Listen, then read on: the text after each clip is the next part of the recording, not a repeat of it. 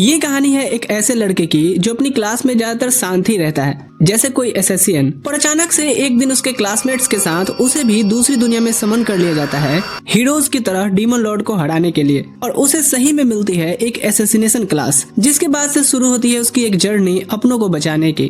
कहानी की शुरुआत होती है एक लड़के अकीरा से, जो अकेला बैठा कुछ पढ़ रहा होता है। तभी एक और स्टूडेंट नाना से उससे पूछता है, क्या तुम्हें सिर्फ इसी का स्टोरीज पसंद है?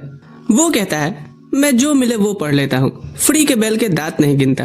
तभी वो सुनता है कुछ लड़कियों को बात करते हुए, हमें तो पता भी नहीं चलता है कि हमारे क्लास में भी है। तभी अचानक से उनके ऊपर एक पोर्टल खुल जाता है और सब टैब हो जाते हैं। नहीं, एक अजीब जगह टेलीपोर्ट हो जाते हैं। वहाँ एक आदमी कुकुम्बर बताता है कि राजा उनसे बात करेगा। सभी पैनिक करने लगते हैं कि ये कौन सी जगह है और हम सब कहाँ हैं। वो कुकुम्बर कहता है, शांत रहो वरना गाजर मूली की तरह काट दूंगा। सभी पूछते हैं, क्या वो दोनों आपके रिश्तेदार हैं? राजा तभी बताता है कि वो लोग रेटारियस नाम के किंगडम में हैं, जो ह्यूमन कॉन्टिनेंट का सबसे बड़ा राष्ट्र है, जिस पर अभी डीमंस अटैक कर रहे हैं। वो आगे बताता है कि उनमें से ही कोई एक हीरो बन के डीमन लॉर्ड को हरा सकता है। और अकीरा ये सुनकर खुश हो जाता है, क्योंकि इसी दिन के लिए तो वो इसी का स्टोरीज देखा करता था। कुकुम्बर सबको कहता है कि क्रिस्टल बॉल पर हाथ रखो और स्टैट शब्द को दिमाग में उस तरह बोलो जैसे अपने क्रश को आई लव यू बोलते हो, जिससे हम सब तुम्हारे स्टैट्स देख सके। एक स्टूडेंट दुखी हो जाता है कि वो हीरो नहीं बना, पर कुकुम्बर बताता है कि उसके शुरू के स्टैट्स ही उसके औकात से ज्यादा हैं। तो बिगपद्दी ना पेलो और हीरो की हेल्प करके भी तुम अपने हिस्ट्री में नाम बना सकते हो। सब अपने अपने स्टैट्स देखते हैं और अकीरा देखकर हैरान हो जाता है कि उसे एसेसिनेशन क्लास मिला है। नाना से कहता है, हाँ ये तुम पे सूट भी करता है, क्योंकि क्लास में भी तो तुम साइलेंट एसेसिन की तरह ही रहते हो। सुकासा नाम के एक लड़के को कुकुम्बर हीरो घोषित कर देता है, इतना ज्यादा उसके स्टैट्स देख के कि इसकी अटैक पावर तो इनसेन है। पर अकीरा कंफ्यूज हो जाता है, क्योंकि उसके स्टैट्स तो सुकासा से भी ज्यादा पावरफुल है। नाना से कहता है, अब तुम्हारी बारी है क्रिस्टल के पास जाने की। पर वो सोचता है कि अगर उसने अपने एबनॉर्मल स्टैट्स दिखा दिए तो वो हीरो बना दिया जाएगा, जिससे वो सबकी नजरों में आ जाएगा। और उसे तो अभी ये भी नहीं पता कि ये अंधेर नगरी का चौपट राजा डीमन लॉर्ड के बारे में सच बोल भी रहा है या नहीं। इसलिए वो कंसील प्रेजेंस नाम की स्किल यूज करता है और अपने आप को इनविजिबल कर लेता है, जिससे वो किसी को दिखाई नहीं दे रहा था। कुकुम्बर देखता है कि सबका चेकअप अब हो गया तो कहता है, जाओ अब और रात भर आराम करो। पर अकीरा एक कैमरा लगा देख लेता है और समझ जाता है कि सब लोग मॉनिटर किए जा रहे हैं, जिससे उसे लगता है कि कुछ तो झोल है।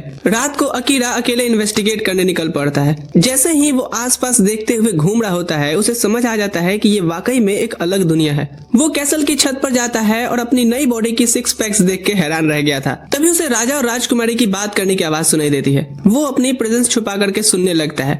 राजा पूछता है, उनका प्लान ठीक से चल तो रहा है ना? और प्रिंसेस कहती है, हाँ, स्टूडेंट्स एक ऐसी दुनिया से आए हैं जहाँ मैजिक नहीं होता है, तो वो उनके लिए कभी दिक्कत नहीं बनेंगे। राजा कहता है कि उन्हें कैसल के आर्चिप्स में मत जाने देना, उन्हें ज्यादा कुछ पता नहीं चलना चाहिए। अकीरा सोचता है कि ये लोग कुछ तो खिचड़ी पका रहे हैं। वो राजा के इतने पास खड़ा होता है कि मन करता है साले का यही टेटुआ दबा दूं, पर वो डिसाइड करता है कि अभी नहीं और वहाँ से निकल जाता है। अगले दिन अकीरा सोचता है कि क्या वो सबको सच बता दे जो उसने सुना, पर उसे समझ नहीं आता है कि आखिर सब उसकी बात पर यकीन करेंगे क्यों। सुकासा बोलता है कि हम सब इस दुनिया में आकर स्ट्रांग हो गए हैं और हम राजा की मदद करेंगे।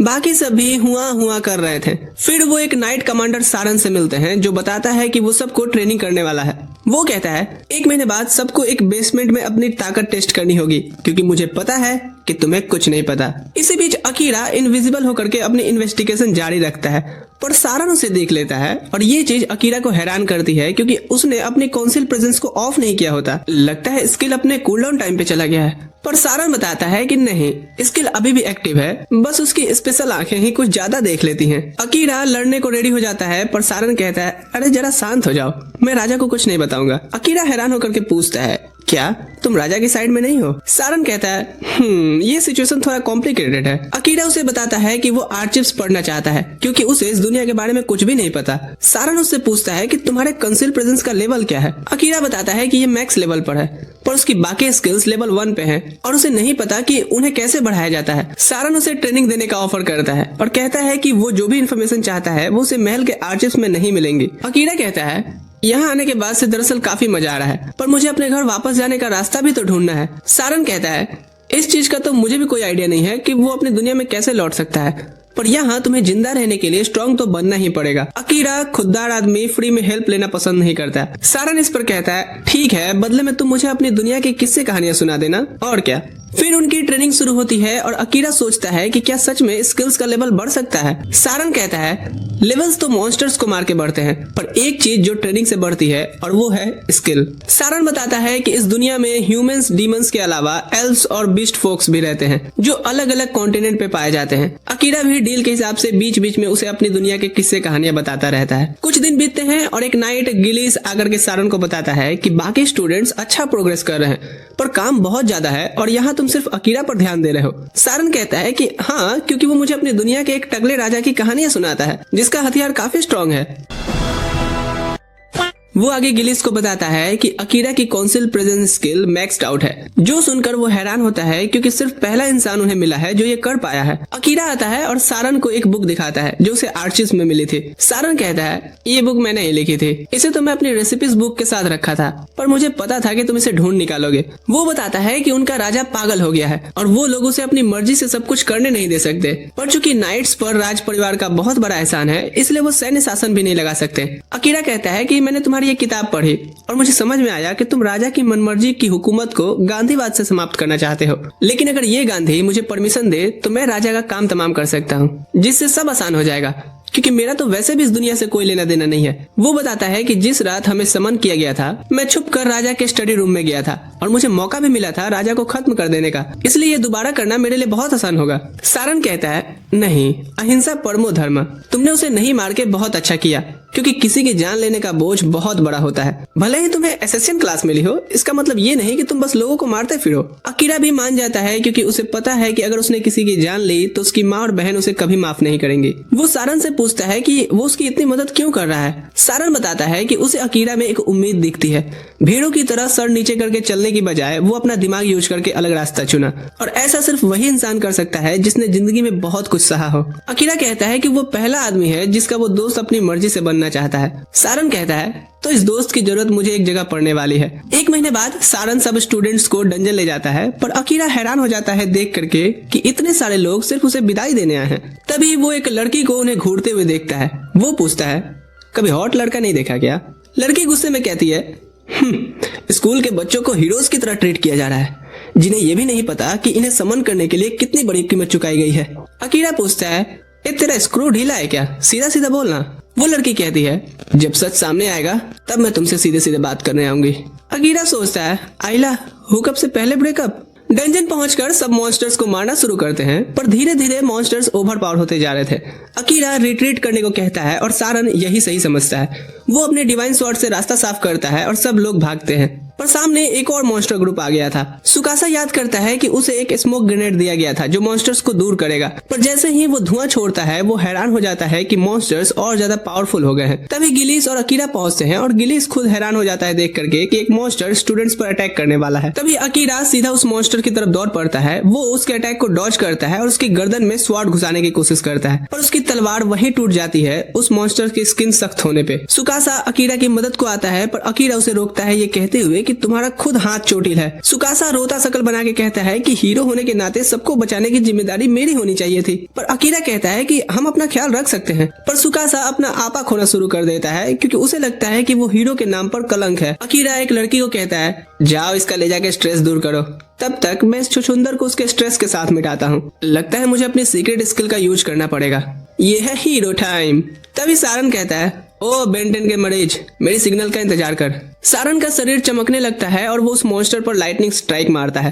देन अकीरा अपना शैडो मैजिक एक्टिवेट करता है, अपने शैडो स्पाइक से उसे जख्मी करता है और धीरे धीरे उसे डार्कनेस में खींच लेता है, जिससे उस मॉन्स्टर का मुंडी अलग हो गया था। पर अकीरा एक्सेस यूज से अपना कंट्रोल खोना शुरू कर देता है, जिस पर सारन उसे तुरंत अपनी मैजिक से शांत करता है। वापस कैसल पहुंचने के बाद सारन अकीरा का शुक्रिया करता है कि सब उसकी वजह से बच पाए हैं, पर अकीरा कहता है नहीं, तुमने ही मेरे मैजिक को बेकाबू होने से रोका, वरना ये सबके लिए खतरनाक हो सकता था। सारन कहता है कि ये जो भी मैजिक तुमने यूज किया वो तुम्हारे शरीर पर बहुत बोझ डालती है, इसलिए उसे कम ही यूज करना। सारन उसे एक कटाना देता है जो पहले हीरो ने बनवाई थी।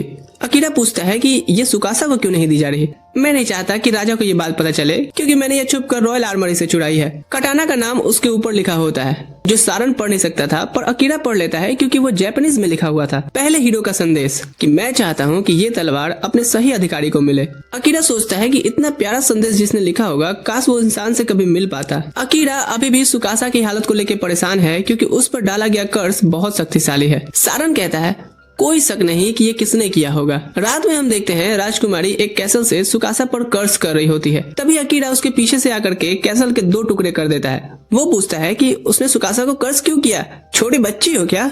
पर राजकुमारी कुछ नहीं बताती। अकीरा के जाते ही वो एक अलमारी खोलती है जिसमें बहुत सारे क्रिस्टल पड़े होते हैं जिनसे वो अब बाकी स्टूडेंट्स को कर्ज करने वाली होती है। बाद में अकीरा सारन को बताता है कि उसका शक सही था, ये उसी का काम है। सारन पूछता है कि क्या अकीरा ने अपनी शकल राजकुमारी को दिखा दी। अकीरा कहता है हाँ, तो क्या मुझे बैटमैन बन के जाना चाहिए था? मैंने उसे इन्फॉर्मेशन निकालने की कोशिश की पर उसने कोई सीधा जवाब नहीं दिया। सारन कहता है कि राजकुमारी तो सिर्फ राजा की कठपुतली है और कहता है कि अकीरा आज रात कैसल में नहीं रुक सकता क्योंकि राजकुमारी अब हीरो के अलावा सारे स्टूडेंट्स को भी कर्ज करेगी, पर तुम्हें नहीं कर सकती क्योंकि तुमने उस क्रिस्टल पर अपना हाथ नहीं रखा था, तो इसलिए वो तुम्हें एलिमिनेट करवाने की कोशिश करेगी। अकीरा कहता है ए शांति स्तूप, मैंने इतनी बड़ी गलती की है तो मुझे डांट क्यों नहीं रहा? सारन कहता है बच्चे गलती करते ही हैं और बड़े उन्हें संभालने के लिए होते हैं। काश मेरी दुनिया के भी बड़े लोग तुम्हारे जितना समझदार होते। सारन मजाक में कहता है अच्छा, तो जब तू अपनी दुनिया में लौटेगा ना तो मुझे भी अपने साथ ले चलना, मैं सभी को अपने जैसा समझदार बना दूंगा। अगली सुबह अकीरा उठकर देखता है कि सब स्टूडेंट्स बाहर इकट्ठा हैं। वो देखने जाता है तो हैरान हो जाता है कि सारन मरा पड़ा है। सब लोग अकीरा को दोष दे रहे होते हैं क्योंकि सारन को उसी के डैगर से मारा गया है। वो डिफेंड करता है पर मेरी डैगर तो डंजन में टूट गई थी ना, तुम सबने देखा था। पर राजा तुरंत नाइट से कहता है पकड़ो इसे। अकीरा तुरंत से काउंसिल प्रेजेंस का इस्तेमाल करके वहाँ से गायब हो जाता है। वो गिलिस के पास पहुँचता है और गिलिस उसे बताता है कि सारन को राजा के खास कातिलों ने मारा है जिनको नाइट रावंस कहते हैं। पर सारन ने अपने कमरे में अकीरा के लिए कुछ हिदायत छोड़ रखी है, इसलिए अकीरा को वो सब लेकर के तुरंत यहाँ से भाग जाना चाहिए। रात में राजकुमारी राजा को बताती है कि उसने हीरो के अलावा सारे स्टूडेंट्स पर कर्ज लगा दिया है, इसलिए अब उन्हें सिर्फ एक बहाना चाहिए पूर्वी इलाके पर जंग छेड़ने की। राजा कहता है स्टूडेंट्स उसके लिए बहुत जरूरी हिस्सा है और वो अकीरा भी ज्यादा दिन तक इस दुनिया में जिंदा नहीं बच पाएगा, पर फिर भी नाइट सावन को उसके पीछे भेजो। अकीरा डंजन की तरफ बढ़ रहा था क्योंकि सारन ने उसे कहा था कि ये छुपने के लिए सबसे बेस्ट जगह है और यही उसकी क्लास लेवल बढ़ाने का सबसे तेज तरीका भी। साथ ही सारन ने उसे वार्न किया था कि उसका काउंसिल वाला स्किल हाई रैंक मॉन्स्टर्स से उसे नहीं बचा पाएगा क्योंकि उनकी सेंस ऑफ स्मेल और हियरिंग बहुत तेज होती है। पर अगर अकीरा अपना एसेसिनेशन स्किल लेवल अप कर ले तो वो अपनी खुशबू, कदमों की आहट और शरीर का सिग्नेचर तक छुपा सकता है। उसे याद आता है कि सारन ने कहा था कि उसे अभी बहुत लंबा रास्ता तय करना है, लेकिन यकीन मानो ये संघर्ष वाला सफर उसके लिए अच्छे अच्छे बदलाव लेकर के आएगा और जब उसकी क्लास लेवल 100 तक हो जाएगी तब एक स्पेशल स्किल अनलॉक होगा। सारन उसे हर 10th फ्लोर पर बॉस के होने की हिदायत दी है। जब अकीरा पहली बॉस रूम में जाता है तो उसे एक किमेरा दिखाई देती है जो तुरंत उस पर हमला कर दी थी। अकीरा उसके पंजों से बच जाता है पर किमेरा की पूंछ जहरीली अटैक छोड़ देती है जिससे अकीरा गिर पड़ा था। किमेरा उसे दूर फेंक देती है। अकीरा सोचता है कि अगर वो यहाँ मर गया तो सारन का बदला कैसे लेगा, इसीलिए वो अपना शैडो मैजिक एक्टिवेट करता है जो किमेरा को टुकड़ों में फाड़ देता है। अकीरा खुद क्रिटिकल कंडीशन में होता है तो उसका शैडो मैजिक अपने आप रिकवरी मोड में चला जाता है और उसे हील करने लगा था। उधर सुकासा डिसाइड करता है कि उन्हें डीमन लॉर्ड से लड़ने जाना चाहिए, पर बाकी स्टूडेंट्स मना कर देते हैं क्योंकि वो अभी डिस्परेशन में है। उन्हें भी लगता है कि अकीरा ने सारन को मारा है। सुकासा समझ जाता है कि सब प्रिंसेस के कर्ज के अंडर हैं, जैसा गिलिस ने बताया था। फिर वो अकेला ही जाने का फैसला करता है, पर अचानक से स्टूडेंट्स उसके साथ चल पड़ते हैं। शहर के बाहर निकल सुकासा पूछता है कि सब उसके साथ क्यों आए। तब यूकी कहती है कि अब उन पर राजकुमारी का कर्ज काम नहीं कर रहा। असाही बताता है कि शायद ये मैंने किया क्योंकि मुझे याद आ रहा है कि मैं किसी अजीब कमरे में कुछ क्रिस्टल तोड़े थे। हमें पता चलता है कि गिलिस ने अपनी मैनिपुलेशन स्किल से असाही को कंट्रोल किया क्योंकि सारन का यही अंतिम आदेश था। असाही सोचता है कि उन्हें अब अकीरा को ढूंढना होगा क्योंकि वो निर्दोष है। उधर अकीरा एक सपना देखता है उस वक्त का जब असाही से उसकी पहली मुलाकात हुई थी। अकीरा एक जॉब कर रहा होता है और उसे कहता है कि इस बात को कभी स्कूल में किसी से न बताए क्योंकि वो नहीं चाहता कि उसकी बहन को पता चले कि वो काम भी करता है। फिर वो दोनों अपनी बहनों की फोटो देखते हैं जो एक दूसरे की दोस्त होती है। अकीरा जागता है तो हैरान होता है कि उसके जख्म पूरी तरह से ठीक हो चुके हैं। वो अपना स्टैट्स खोलता है और देखता है कि उसके स्टैट्स बढ़ गए हैं। वो हैरान होता है देख करके कि उसका शैडो मैजिक 2 लेवल बढ़ गया है। जबकि उसने तो सिर्फ अभी एक ही बार यूज किया था। उसे लगता है कि इसलिए अब उसे उसका कंट्रोल आसान लग रहा है। आगे बढ़ते हुए अकीरा एक स्लाइम से टकराता है। जब वो स्लाइम को काट कर रख देता है तो उसके अंदर से एक एल्फ लड़की एमेलिया निकलती है। अकीरा उस पर वर्ल्ड आई स्किल यूज करके इन्फॉर्मेशन लेना चाहता है, पर उसे इतनी ज्यादा चीजें दिखने लगती हैं कि वो तुरंत स्किल कैंसिल कर देता है। उसे लगता है कि ये स्किल बहुत खतरनाक होगी। तभी एमेलिया होश में आती है और कहती है वो ठीक है, पर अकीरा को पता है कि उसका एचपी बहुत कम है। वो नोटिस करता है कि एमेलिया के पास भी वर्ल्ड आई स्किल है। जब एमेलिया उसे नाम से बुलाती है तो अकीरा कहता है बिना नाम पूछे किसी को उसके नाम से बुलाना प्राइवेसी का हनन है, जबकि उसे पता होता है कि एमेलिया उसका स्टैट्स देख सकती है। एमेलिया फिर बेहोश हो जाती है और अकीरा समझ जाता है कि उसे बुखार है। वो उसकी देखभाल करता है और कुछ देर बाद वो पेट की आवाज से उठ जाती है। अकीरा उसे खाना देता है और एमेलिया पूछती है कि उसे बीमार लोगों की देखभाल कैसे आती है। अकीरा बताता है कि वो अपनी बीमार माँ का हमेशा ख्याल रखते आया है। तभी वो देखती है कि अकीरा ने पत्थर पर कुछ लिखा है। अकीरा कहता है कि ये फ्लोर नंबर है। उसे याद आता है कि अकीरा ने पहले कहा था कि ये 75 फ्लोर है। वो पूछती है कि वो 69 फ्लोर पर क्यों है। तो अकीरा कहता है कि इस फ्लोर पर पानी सबसे करीब में था। अमेलिया तभी शक करती है कि कहीं अकीरा ने उसे गलत तरीके से छुआ तो नहीं। वो तुरंत कहता है कि मैंने ऐसा कुछ भी नहीं किया है, तुम बस सो जाओ। आगे अमेलिया बताती है कि राज परिवार के होने के बाद भी किसी ने कभी उसकी इतनी देखभाल नहीं की जितनी अकीरा ने की है। अगली सुबह वो 18th फ्लोर की तरफ बढ़ता है और एमेलिया मॉन्स्टर से लड़ने में अकीरा की मदद करती है, पर अकीरा समझ नहीं पाता कि एमेलिया उसके पीछे क्यों आ रही है। जब वो ठीक हो चुकी है, अपने रास्ते जाए, अमेलिया कहती है कि मैं बस उसी डायरेक्शन में जा रही हूँ। अकीरा कहता है कि अगर कुछ हुआ तो मैं बचाने वाला नहीं। हाँ ठीक है, मैं एक इंडिपेंडेंट वुमेन हूँ। बॉस रूम में घुसते ही एक ड्रैगन उन पर फायर ब्रीथ छोड़कर अटैक करता है, जिससे दोनों बच जाते हैं। अकीरा अपनी प्रेजेंस छुपा लेता है, जबकि एमेलिया ग्रेविटी जादू से ड्रैगन को मार रही होती है, पर ड्रैगन फिर भी अकीरा को भांप जाता है। एमेलिया कहती है कि ड्रैगन उसकी माना को ट्रेस कर रहा है, इसलिए उसे अपनी मैजिक को आसपास फैला देना चाहिए, पर अकीरा बताता है कि वो ऐसा नहीं कर सकता। अकीरा अपनी डार्क मैजिक से ड्रैगन पर हमला करता है और तलवार से उसकी आंख छेद देता है, जिससे ड्रैगन जमीन पर गिर पड़ा था। अकीरा बताता है कि उसने आसपास की माना का इस्तेमाल करके ड्रैगन को हराया है, और अमेलिया हैरान हो जाती है कि उसने ऐसा कर दिया। अचानक वो चमकने लगता है और एक बिल्ली की शक्ल ले लेता है, जो देख वो दोनों के होश उड़ जाते हैं। अमेलिया बताती है कि ये अभी भी जिंदा है, बस रूप बदल रहा है, क्योंकि असली ड्रैगन्स इतनी आसानी से नहीं गिरते हैं, जिससे अकीरा को शक होता है कि एमेलिया वर्ल्ड आइज का इस्तेमाल कर रही है। तभी वो पूछती है कि तुम अपने वर्ल्ड आइज क्यों नहीं यूज कर रहे। अकीरा बताता है कि मैं उसे कंट्रोल नहीं कर पाता। बिल्ली हैरान होती है कि वो दोनों से हार गया और बताता है कि वो बस मजे लेने के लिए ड्रैगन बना था, पर ये चीज मेरे पे ही भारी पड़ गई। अकीरा को यकीन नहीं होता कि वो बोल भी सकता है। वो कहता है कि मुझे मॉन्स्टर मत समझो, मुझे तो बस डीमन किंग ने एक तेज दिमाग प्राणी के रूप में बनाया था। खैर छोड़ो, तुम जैसा छोटा लड़का है ये सब कुछ नहीं समझेगा। अकीरा कहता है भूलो मत कि तुम हमारी कैद में हो। वो कहता है हाँ मुझे फर्क नहीं पड़ता, मैं अपना संदेश दे करके रहूंगा, उसके बाद तुम मुझे मार देना। वो बताता है कि डीमन किंग अकीरा का अपने किले में इंतजार कर रहा है। अकीरा हैरान हो जाता है कि डीमन किंग को उसके बारे में कैसे पता चला। वो कहता है अबे मुझे क्या पता। फिर वो जमीन पे लेट जाता है और कहता है कि अब वो उसे मार सकता है क्योंकि उसका काम पूरा हो चुका है, पर अकीरा उसे मारने से इनकार कर देता है क्योंकि उसका मानना है कि सारे मॉन्स्टर्स बुरे नहीं होते। अमेलिया कहती है कि अगर वो बिल्ली को नहीं मारेगा तो बॉस रूम का दरवाजा भी नहीं खुलेगा, पर अकीरा फिर भी इनकार कर देता है क्योंकि उसे बिल्लियां पसंद है। वो कहता है इतना प्यार मुझसे करोगे तो फिर भूख से मरने के लिए तैयार हो जाओ, पर अकीरा सोचता है कि कोई और रास्ता भी तो होगा। तब अमेलिया कहती है कि अगर वो बिल्ले को अपना फेमिलियर बना ले तो दरवाजा खुल जाएगा, पर वो बिल्ला कहता है कि इसके लिए इस किराए के मालिक का अपने माना पे बहुत तेज कंट्रोल होना चाहिए, जो मुझे तो नहीं दिख रहा। अमेलिया कहती है कि अकीरा ने जो अटैक किया था वो वही काम है जो पहले हीरो ने किया था, इसलिए वो ये कर सकता है।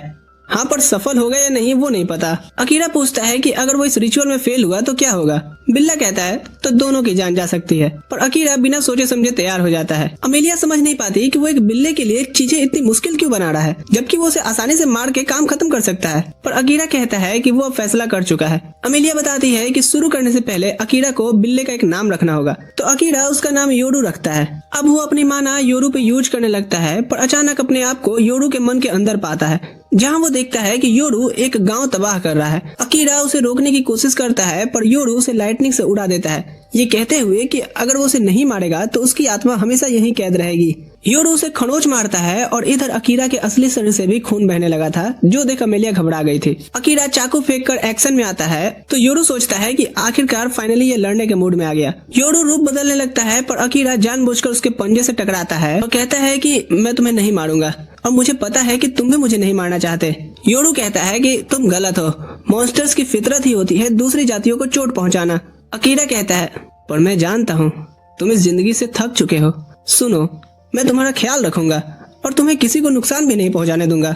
अचानक से योरू शांत हो जाता है और उसका फेमिलियर बन जाता है। अकीरा फिर होश में आता है और वो योरू को जैसे ही सहलाता है उसके शरीर पर साइन बदल जाते हैं। अमेलिया बताती है कि इसका मतलब दोनों की बॉन्डिंग जुड़ चुकी है। योरू उसके साथ वफादारी की कस्में खाता है। तभी एक टेलीपोर्टेशन का सर्कल खुल जाता है, पर योरू अभी जख्मी है इसलिए वो जाने से पहले उसके ठीक होने का इंतजार करने का फैसला लेते हैं। अमेलिया कहती है कि वक्त काटने के लिए बातें करते हैं और योरू भी मान जाता है। उसे लगता है कि अब वो सब एक दूसरे को अच्छे से जानना चाहते हैं। इधर दूसरी तरफ सुकासा और उसके साथी एक नगर में पहुंचते हैं जो बिल्कुल उनके देश जैसा लगता है। सभी नए कपड़े पहनते हैं, खाना खाते हैं और सुकासा फिर कहता है कि हमें बैठकर प्लान बनाना चाहिए। सबसे पहला काम हमें नौकरी ढूंढना है। नानसे कहता है कि उन्हें साथ में जाकर के एडवेंचरर बनना चाहिए। सुकासा मानता है और कहता है कि हाँ, इससे हमें इस दुनिया की जानकारी भी मिलेगी। डेओस सोचता है कि क्या कोई किताब होगी जिसमें घर वापस जाने का तरीका लिखा हो। सुकासा कहता है घर वापसी का एक ही रास्ता है। राजा और राजकुमारी जरूर जानते होंगे कि उन्हें कैसे लौटाया जाएगा, क्योंकि उन्होंने ही उन्हें बुलाया था और उसके लिए हमें पहले डीमन किंग को मारना होगा, फिर हम उनसे इस चीज का शर्त रख सकते हैं। पर असाही कहता है कि उन्हें तब तक रुकना चाहिए जब तक अकीरा उनसे नहीं मिल जाता। उसका मानना है कि अकीरा हम में से सबसे शक्तिशाली है, इसलिए बिना अकीरा के डीमन किंग से लड़ना बेवकूफी होगी। पर हर किसी का अकीरा के बारे में अभी भी अलग अलग राय ही चल रही थी। सब लोग सुकासा को बोलते हैं कि वही फैसला करे। सुकासा सोचता है कि अकीरा उनके साथ टीम कभी नहीं बनाएगा, क्योंकि किंडरगार्टन से एक ही क्लास में होने के बावजूद भी वो मुझे पहचानता तक नहीं है। सुकासा जानता है कि सिर्फ हीरो की होली स्वॉर्ड ही डीमन किंग को हरा सकती है, मतलब इसमें टीम वर्क बहुत जरूरी है। पर अकीरा इसमें दिलचस्पी नहीं लेगा, क्योंकि वो सबसे ज्यादा ताकतवर है, इसलिए पहले हमें भी उसके जितना ताकतवर बनना पड़ेगा जिससे वो हमें अपने में लगाए। इसलिए वो फैसला करते हैं कि यहीं रुककर अकीरा का इंतजार करेंगे और तब तक यहाँ के मॉन्स्टर से लड़के खुद को ताकतवर भी बनाएंगे। डंजन में अमेलिया बताती है कि उसे अपने घर से भागना पड़ा। जब लोग उसके पीछे पड़ गए तो उसने ग्रेविटी जादू से पहाड़ तोड़ करके अपनी जान बचाई। वो नदी में गिर गई और फिर बहते बहते किनारे तक पहुंची, जहाँ एक डार्क स्लाइम ने उसे निगल लिया था। और जब फिर उसे होश आया तो उसके सामने अकीरा था। एमिलिया कहती है कि मुझे अब अपने पास्ट से बिल्कुल फर्क नहीं पड़ता, क्योंकि इसी तरह मेरी मुलाकात तुमसे हुई। पर अकीरा कहता है कि उसे वापस जाकर के सब ठीक करना चाहिए। उसे पता है कि अमेलिया की छोटी बहन को उससे शिकायत है, इसलिए अमेलिया को उससे बात करनी चाहिए।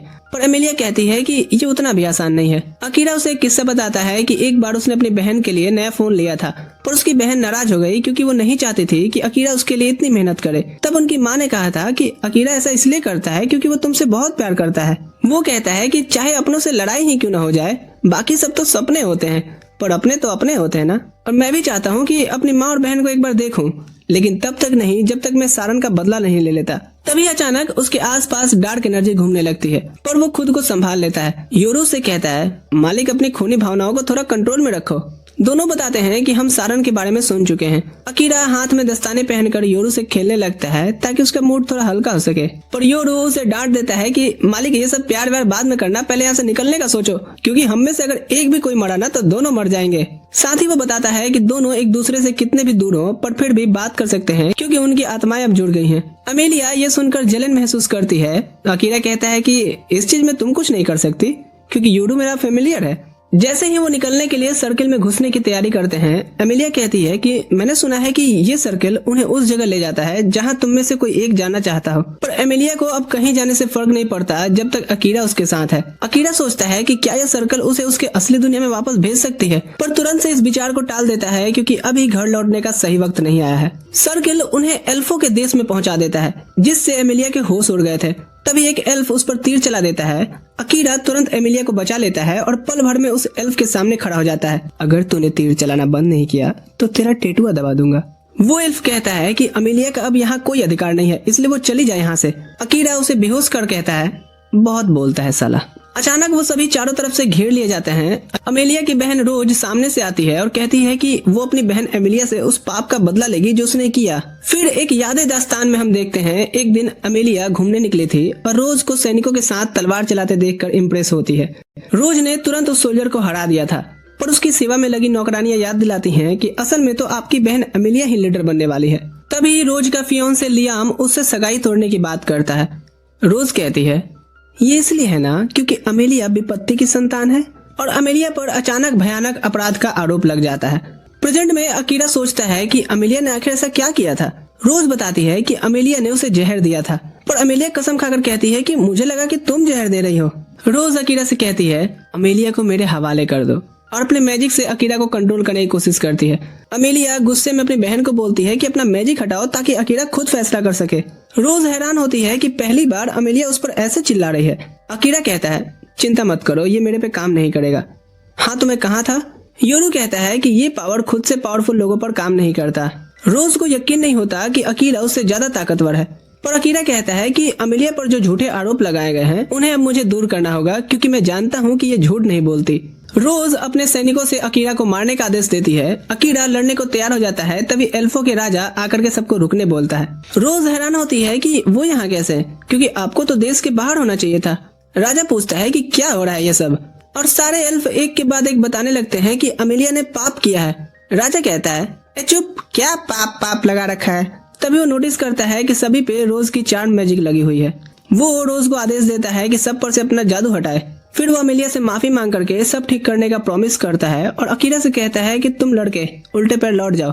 अमेलिया बताती है कि अकीरा ने ही उसे बचाया है, पर राजा कहता है हाँ तो उससे क्या, दूसरी जातियों का यहाँ आना मना है। अमेलिया कहती है फिर मैं भी आपके साथ नहीं आना चाहती।